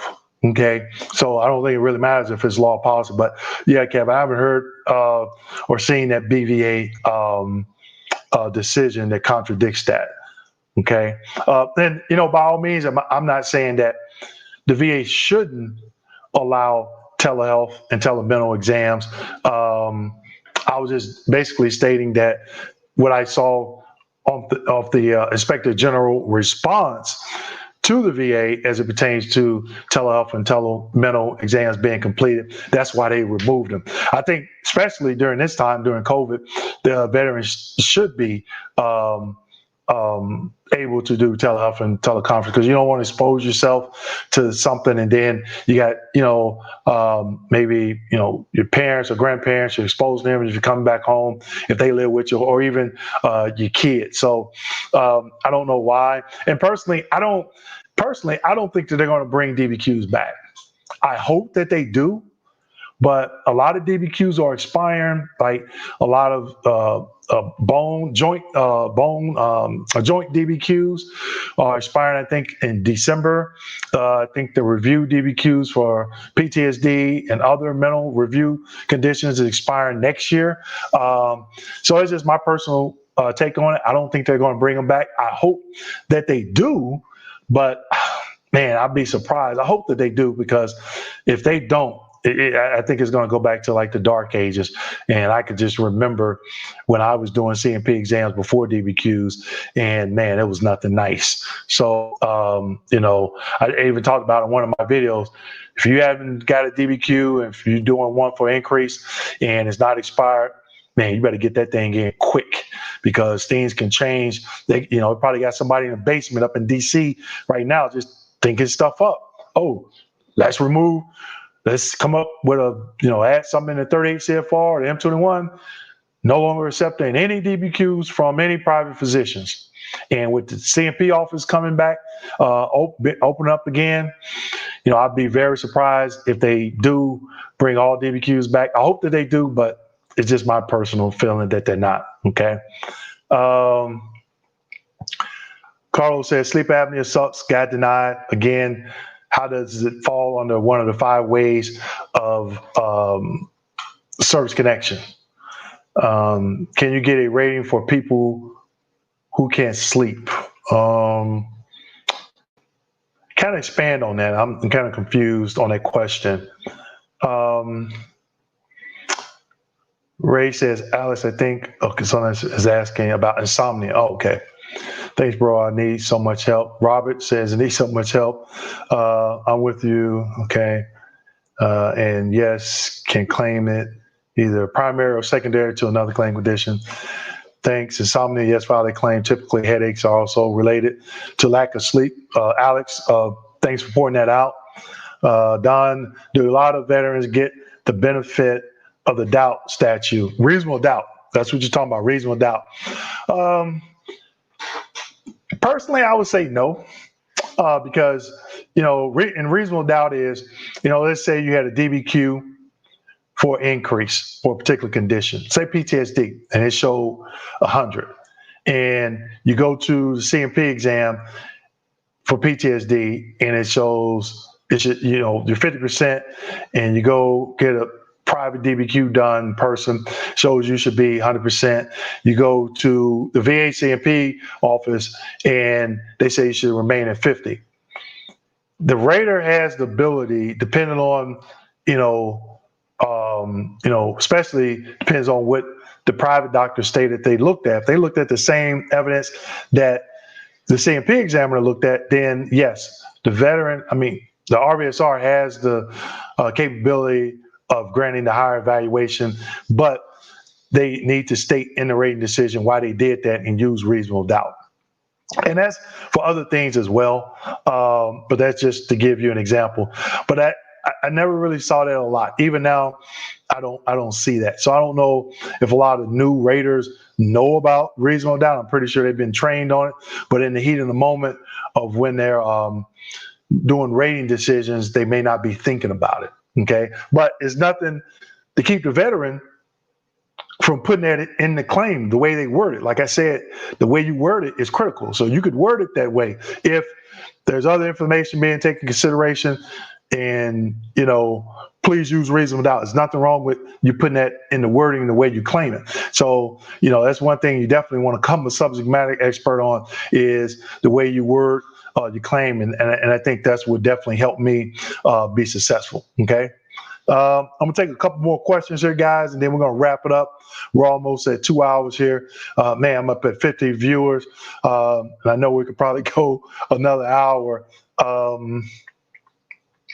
Glenn says, is it true that your rating can't be reduced if you're 55 or older? Glenn, I am so glad that you asked that question, because that lets me know you probably didn't go out and view my video on routine future exams. So what that means is there's a policy, a M21 reference out there that states when not to schedule a routine future exam. Okay. And in there, it gives about 5 different reasons why not to. So if you go to that video, I named it routine future exams. I put the description, I think I still have the that manual reference in the description section. And the only thing as it pertains to 55 is it states, if the veteran is 55 years or older, do not schedule a routine future exam. Oh, excuse me, my neck is hurting. It says, do not schedule a routine future exam if the veteran is 55 years or older. It does not state if the veteran is 55 years or younger to schedule it. But a lot of raters interpret it that way, that if the veteran is not 55 years, if the veteran is not 55 years or younger, schedule routine future. That's not what it states. So I think a lot of RVSRs, they interpret it incorrectly. Okay. Let's see. Insomnia, Green Raymond, certified public account. Let's see if they gave favorable twice, but raters said PTSD was not verified. Robert, you state PTSD was not verified. One thing I also talk about in my monthly training, and that training is about 4 or 5 hours long, is PTSD stressors and PTSD markers as it pertains to military sexual trauma. So you have PTSD stressors, combat, and non-combat stressors, and they have to be confirmed. Okay, again, it's not what you say, it's what you can prove and what can be confirmed. So if it can't be confirmed, they're going to say stressor can't be confirmed and it's denied. And I go into depth. That's about a 30-minute, maybe a 20-minute topic that I talk about in my monthly training for PTSD stressors, non-combat, combat, non-combat, and PTSD markers as it pertains to military sexual trauma, also known as MST. Okay.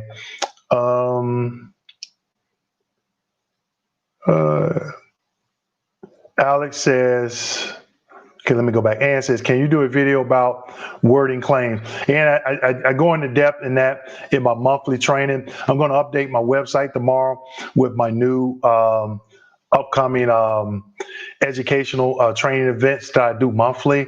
So I give some examples of example wording that I use.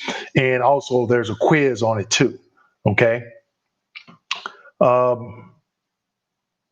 Alex says, is P&T truly no future exams? Yes. Once you become permanent total, there are no future exams. All conditions are considered static. Okay. Let's see. Bernard says, Mr. Kimball was about, what about an increase with SMC? I'm assuming L, have lost use of both hands, but now my right foot and left knee, but cannot walk about 5 feet in bad balance or push up. If you're already service connected for SMCL and you do have some other conditions that could be what they call like a step increase, we used to use an SMC calculator to calculate those. It's kind of hard to do it without that calculator. It can be done, but it's definitely hard. But you could put it in and ask for like maybe a step increase or something like that. A half step increase is what they call it. Okay.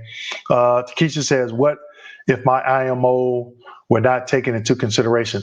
Again, I talked about IMOs earlier, independent medical opinions. If you just submitted an IMO without a DBQ or a complete nexus statement, they'll list it in the evidence section, but you need more than just an IMO. Just a medical opinion by itself is not, it's like, without looking at each individual claim, I've never heard of an IMO being used by itself just to grant service connection. Okay, because a lot of DBQs and CMP exams, which those doctors complete DBQs, they're asking for additional information. Okay. Mr. Brooks, file for a caregiver. Yeah, good catch, Alex. Yeah, file for a caregiver. Definitely, if you have those conditions and they are all actually service connected. And as it would be good to know the actual verbiage that should be used to help the veteran's claim. That's going to be on an individual basis, pretty much. One of the things that I do for clients is provide an educational packet, and there is example word in there for the veteran to use as a reference, as well as, as other information. But in that training, I go into depth into a lot of things that I discussed tonight and other things like TDIU, diagnostic codes. I have an example of the nexus statement that I created. In there, I have an example of a nexus statement as well. Okay. I am rated for major depressive and anxiety. Can I still get rated for PTSD too? Yes and no. If you're already rated for mental is mental. So they're not going to give you, let's say 30% for depression and then 30% for PTSD. If you claim PTSD, they're going to take it as an increase for your service-connected depression. Okay. So it would be pyramiding if they were to grant service connection for PTSD at 30% and then 30% for depression. That'd be pyramided, so they won't do that. Okay. Glenn says, thank you, and always thank you for everything you do for veterans. It's greatly appreciated. You're most certainly welcome, Glenn, and thank you for tuning in. Oh, wait a minute. Robert, I don't know. You said, what if I can't be verified? And I don't know. Oh, I'm sorry, appeals. Okay. What if I can't be verified in appeals? Not understand that question. Do you mean verified or for service connection? If you're stating that you can't be, if they deny you at a high level review, which is, used to be called appeals, what are the options? You can do another supplemental claim, or you can go up to the next higher level, which is BVA, Board of Veterans Appeals, as your option. That's as a veteran. Thanks. I don't feel comfortable with my CMP exam due to the fact that it wasn't done by a foot doctor. A lot of, I was the same way. I didn't even look at the credentials of the CMP examiners that I had 4. Like I said, 2 of them were really horrible. I just knew after that last one, I was like, you know what? I'm never coming to this building again. It's not going to happen. What can I do? And I just came up with a strategy, and it helped. But it took some time. It took, if anybody thinks that this process is easy and you're just going to, now it could be. I'm pretty sure some people that go through and say, hey, I had a really, easy process, but, 99% of the time, veterans I talk to, they say, they have a lot of frustration with this process. Okay. Let's see. I'm going to take a couple more here. Everyone. Carlos says, what is your take on hiring a lawyer to fight your denial? Me personally, I never would have hired a lawyer. Looking back on it, I still wouldn't have hired a lawyer. You never know, what. I think a lot of vets think just because a lawyer is a lawyer, they're going to succeed. I've seen veterans have problems. But at the end of the day, I'm glad I did it myself. I think anybody can do it. You just got to be willing to put in the work, because nobody's going to take your claim as serious as you. So if you're willing to put in the work, I'm sitting here. It's 8:58 p.m. in the evening, and I'm trying to educate people. And obviously, got 51 people on here, and everybody's looking. You put in the work to get educated. Okay. I list a lot of information on my website. Again, I do training throughout the month. I got I'm up to 40 videos. Go through and just look at a video, go back and look at, subscribe to the channel, go to the first video, and they got it by date. Okay. And just once a week, look at a video. That's all you got to do. Or, I try to keep it under, 20, 25 minutes. Sometimes I go over, depending on what I'm talking about. But just look at it, read it. If you got a question, if you go and look at my videos, my comment section, I try to answer every single comment. Okay. Sometimes I hide comments. Some people say some rude stuff, so I just block them because it's just I don't know, they're just mad about something. But I try to get to all comments as soon as possible. I have certain days of the week where I just go through and answer comments. But I know, the more comments I get, it may take me a little bit longer to get to it. But look at those videos. You have to be educated on this process. You have to. Okay. Eric says, does a rater stay with the file in all? Does a rater stay with the file in all aspects? Initial, and if you file a secondary later, it could go to a different rater if that's what you're asking. Now that claims are done all over the country, so if you're living in, let's just say, Richmond, Virginia, you may have somebody in the Phoenix, Arizona office requesting the exam, and then when that exam comes back, you may have somebody in the Louisville, Kentucky office actually rating it. Whereas before they went to this national work queue, if you lived in Florida, 9 times out of 10, your claim is going to be worked in Florida, and that was for every state. Okay.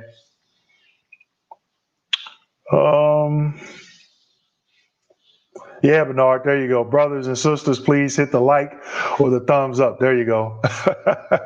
And I'm going to leave a link again to my website. Also for the Google review, if you could go there, I really appreciate it, guys. Just, letting other vets know what you thought about me going live tonight. I'm going to take 3 more questions and I'm going to shut it down, guys. I know it's getting kind of late here. Brother.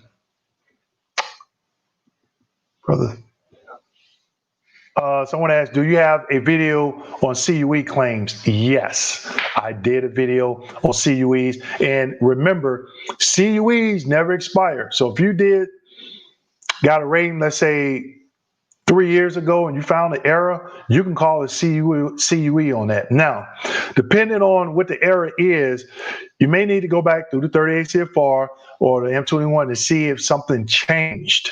Okay, to make sure that it's an error, because you have to raise that error. You have to go and do the research and say, hey, you just can't say it's a CUE because they denied you. You have to follow up with, a reference or regulation on what what the rater violated, or they constituted that error. Okay, but they don't expire. Someone asked, do you need an updated diagnosis if you have a diagnosis in your service record from many years ago? No, because if you look at the criteria for direct service connection, it does say a current diagnosis, but there's another M21 reference states that, and I said it earlier, that a veteran is competent enough to provide lay evidence, and lay evidence is diagnosing yourself. Okay, but again, I think it's going to boil down to who is looking at your claim. So if you add some of those 38 CFR regulations or M21 references in the way that you word your claim, I think that'll help point that BSR, RBSR in that direction that you want them to go, in hopes to get you that CMP exam. Okay. Says, hey, Dwayne, what are some secondary claims to PTSD? Wow. I've seen for men, erectile dysfunction, secondary to PTSD, FSADS for women, which stands for, and don't hate me if I get this wrong, female sexual arousal disorder. Okay, I've seen that secondary to PTSD. And also, if you're taking any medication for PTSD, then if you have any residuals from that, like nausea, abdominal cramps, or even migraines or something like that, you could claim those diagnoses secondary to the medication that you taking for PTSD, or any other, if you're taking service-connected hypertension and you're taking some hypertension blood pressure medication is giving you some type of side effects, you could claim that due to the medication, not the condition, but the medication. So understand, is it the condition that's secondary, that you're claiming is secondary, or is it the medication that you're taking for that service-connected medication? Again, it's wording. You got to get that wording right, okay? Don says, what are the rules for reduction of benefits? VA is threatening to reduce my benefits, which have been on for over 15 years. Don, I'm gonna do a video. I got it on my board. I may do it next week on reductions. Okay, in the number of years and the rule, and explain that. I don't want to touch on that now because I haven't done any research, so something could have changed. So I don't want to give any I don't want to say bad, but incorrect information. So I'm gonna do a video. But if they are proposing to reduce, look at my video that I did. I want to say I had done it in the last 3 weeks, maybe longer than that. but I talk about an RBSR hearing. That's what you want to look at, because once you get that denial notification, I think it's 30 days. I put the reference. I think it's 30 days that you have to request. You can request the RBSR hearing. That freezes everything. That gives you time to, hey, wait a minute, let me figure out what's going on and figure out a plan of attack. Get with your rep, a lawyer, a claims agent, whoever you have. If you don't, it gives yourself time to get educated. I will start with that video that I did on an RVSR hearing. I think I did some screenshots of M21 references in there for you. So definitely go and check that out. Okay. So like I said, hey, subscribe and then go back and look through the 38 or 40 videos that I've uploaded and just look for the topics. Okay.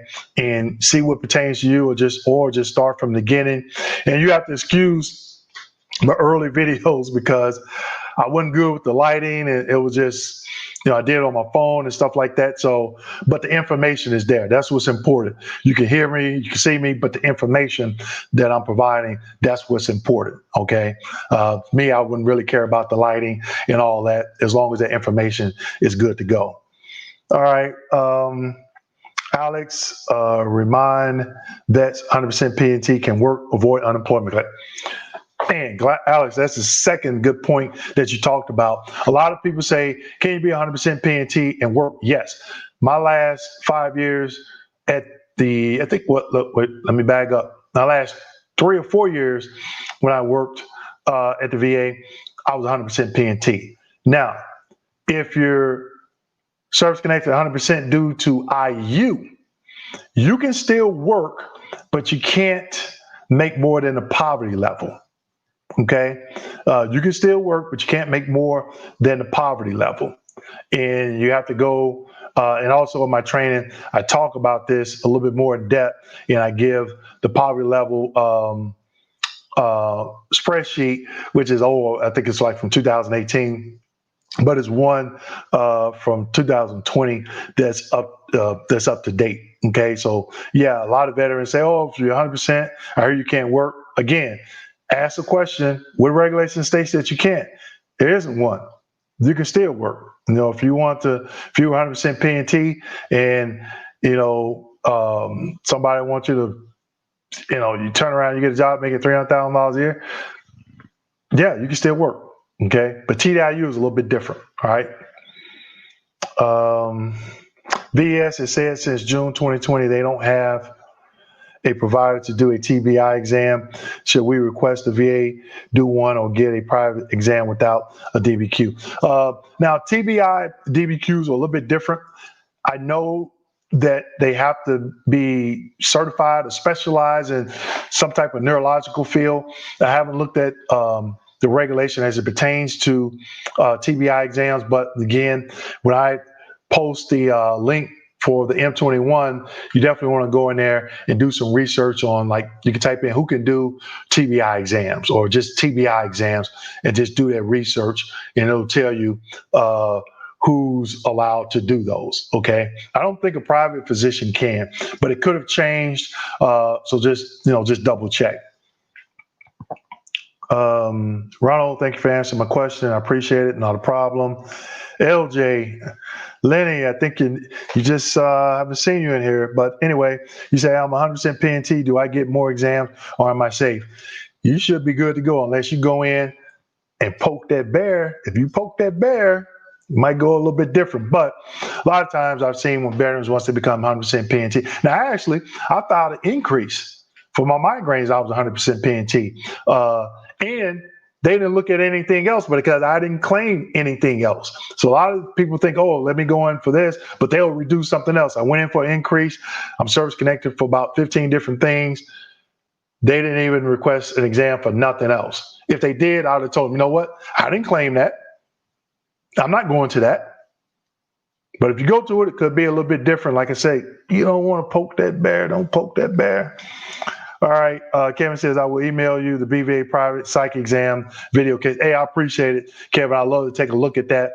I'm always, I get information from some veterans. Actually, somebody sent me the IG report on the DBQs that recommended the VA just remove them remove them from their website.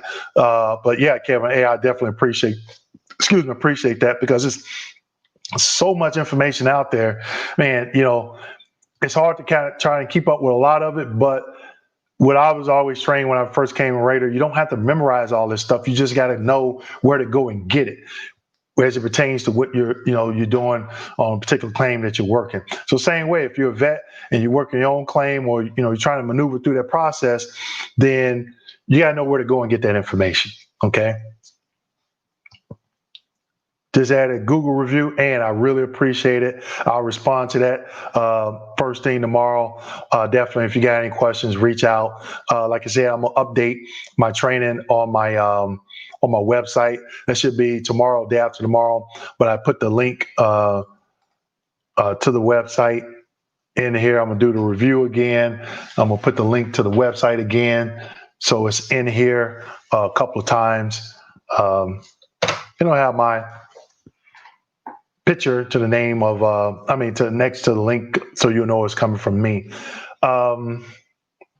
Ray, Dwayne, good job, man. I appreciate it, Ray. Hey, we got to talk. I got some questions about what we talked about earlier, so I definitely appreciate you tuning in. Hey, Ray, I didn't see Skip, man.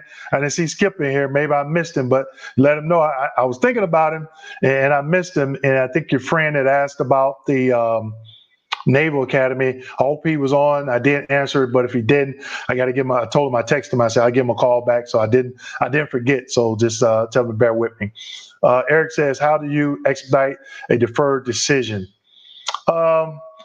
I don't know of a way to do that, if especially if they deferred it for a medical exam. Now, let's just say there are some ways you can expedite a claim, like financial hardship. And again, that's in the M21 reference. If you go in and you put in financial hardship or just hardship, it'll tell you the different M21 references that talks about hardships and who qualifies and what's needed. That may be a way, but it just depends. Okay, Veteran 360. Okay, okay. I see you, Skip. I didn't forget you. I was looking for Skip. Okay. Sherman, I've seen veterans file aid and attendance claims, then receive a routine exam due to new medical evidence. I work in the NC. What is NC National Call? Is that National Call Center? Oh, okay, yeah, Sherman, you're the VSR. Okay, I remember you. You left me a couple of comments. Okay, I remember the picture. Aid and attendance, and I've seen a routine exam due to new medical evidence. If I've seen routine futures on code sheets, and I remember seeing one for a vet that had prostate cancer. And those, you normally get a routine future like every 6 months, okay? And it was like 10 years later, and nobody scheduled his routine future. And the vet came in for something else, and they saw it, and they had to schedule it, okay? That could have been the case if the RVSR sees something that they think that's, improvement, they could request the exam. They don't see it that often, but again, it's going to, be based on the rater. And one thing that I did, the private medical evidence that I did submit, which I didn't submit a lot, when I got my own records, I went through and I made sure I submitted to the VA what I wanted to submit, because I didn't want to submit something in there and end up and they try and use that against me or something else that I was service connected for. So good point out, Sherman. But I'm assuming is that I don't want to call you out, but NCC National Call Center. Alex, yes, and more issues above P&T, you get SMC claim. Also, everyone, I did a video, I think it was right before the migraines, benefits outside the VA that you're going to obtain once you become 100% permanent and total. Now, in the rating decision, in that video, If you get a rating decision, it's not going to say permanent total. It's going to say you've been awarded Chapter 35 benefits, and I talk about it in that particular video and leave the verbiage. I think down across the bottom as I'm talking about it, I'll say look for this in the rating decision. So you definitely you want to look at that, but you won't see a rating decision that says P&T. It'll say Chapter 35 benefits. Robert, 40% I'm trying to connect migraines direct, if not secondary, to tinnitus. If it's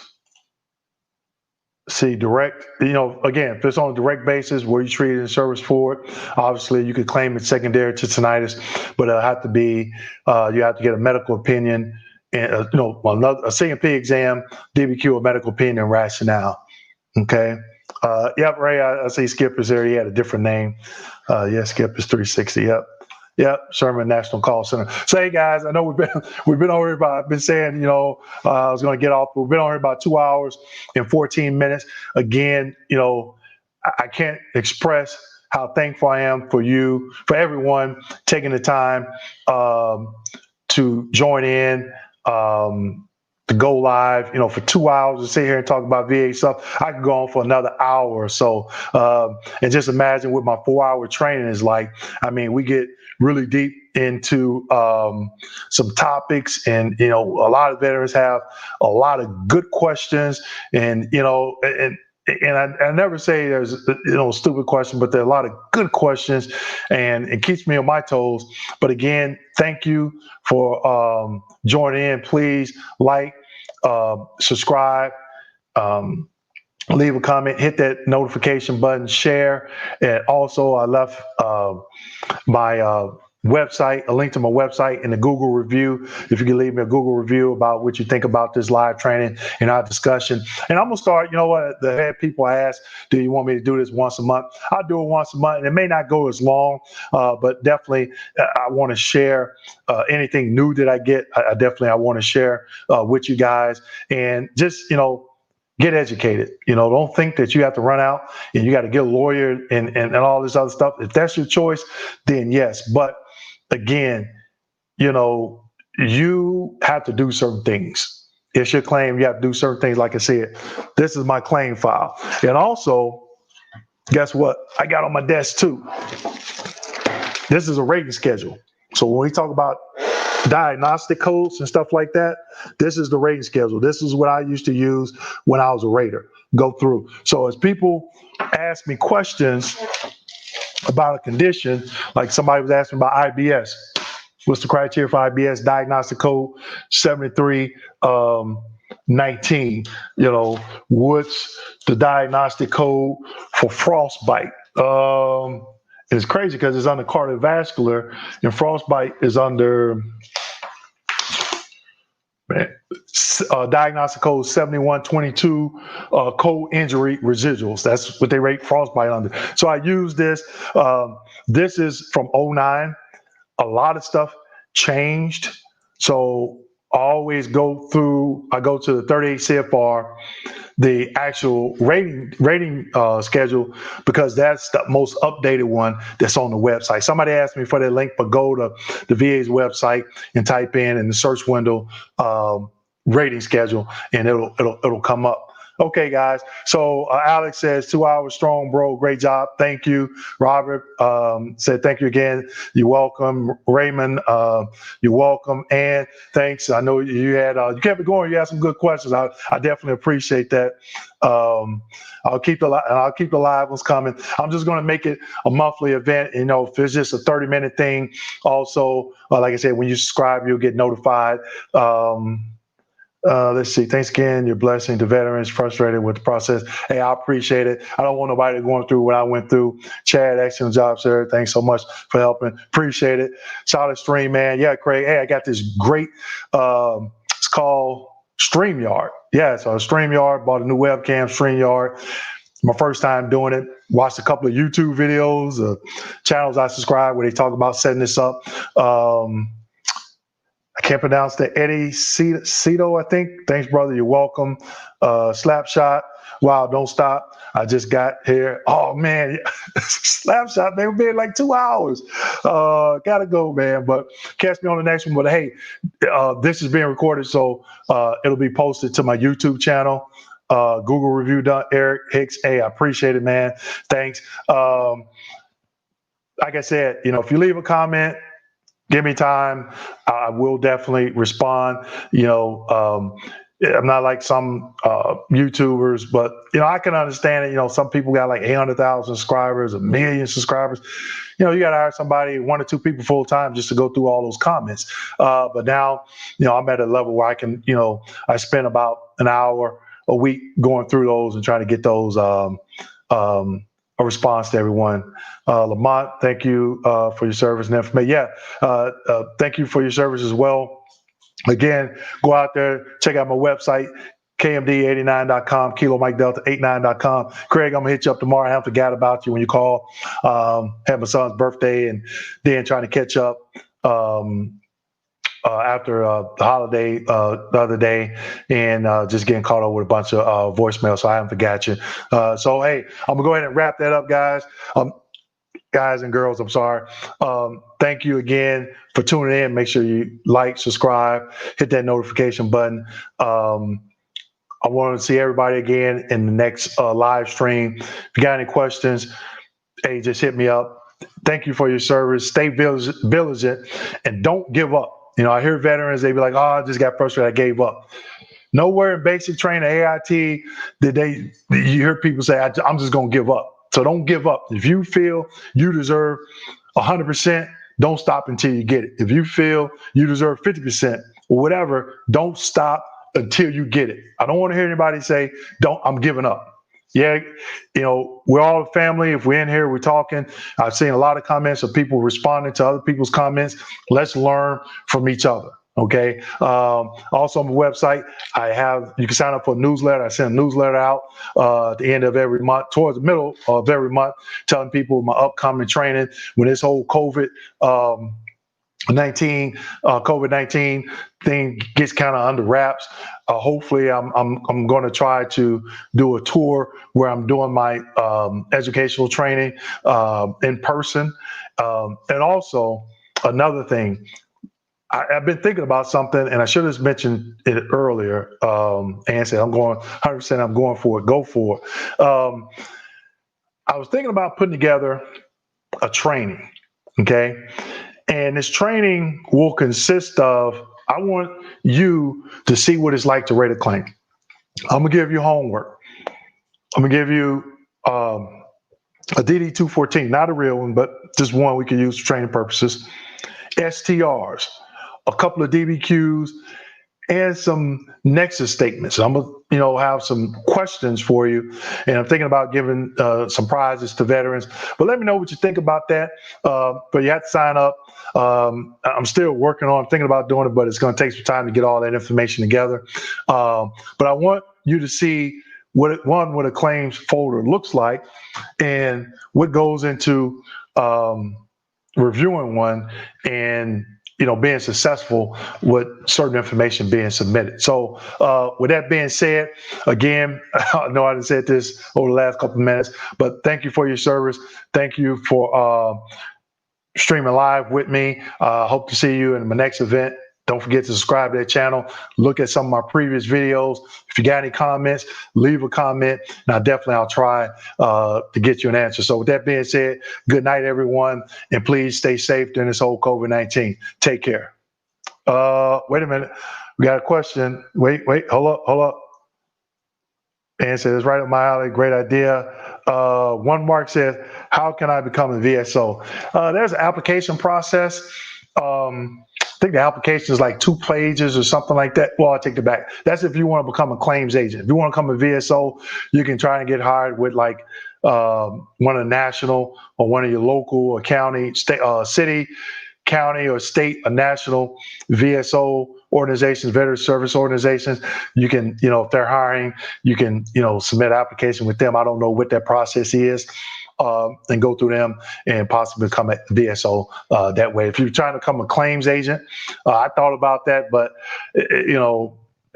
I wouldn't be able to educate vets. There's a process for that. So, okay, with that being said, good night, everyone. Please leave me a comment if you got any questions. If I didn't get to your question, leave me a comment. I do apologize. I was trying to keep up with the live stream. So until next time, stay safe, and I'll see you, as I always say, in my next educational video. Take care.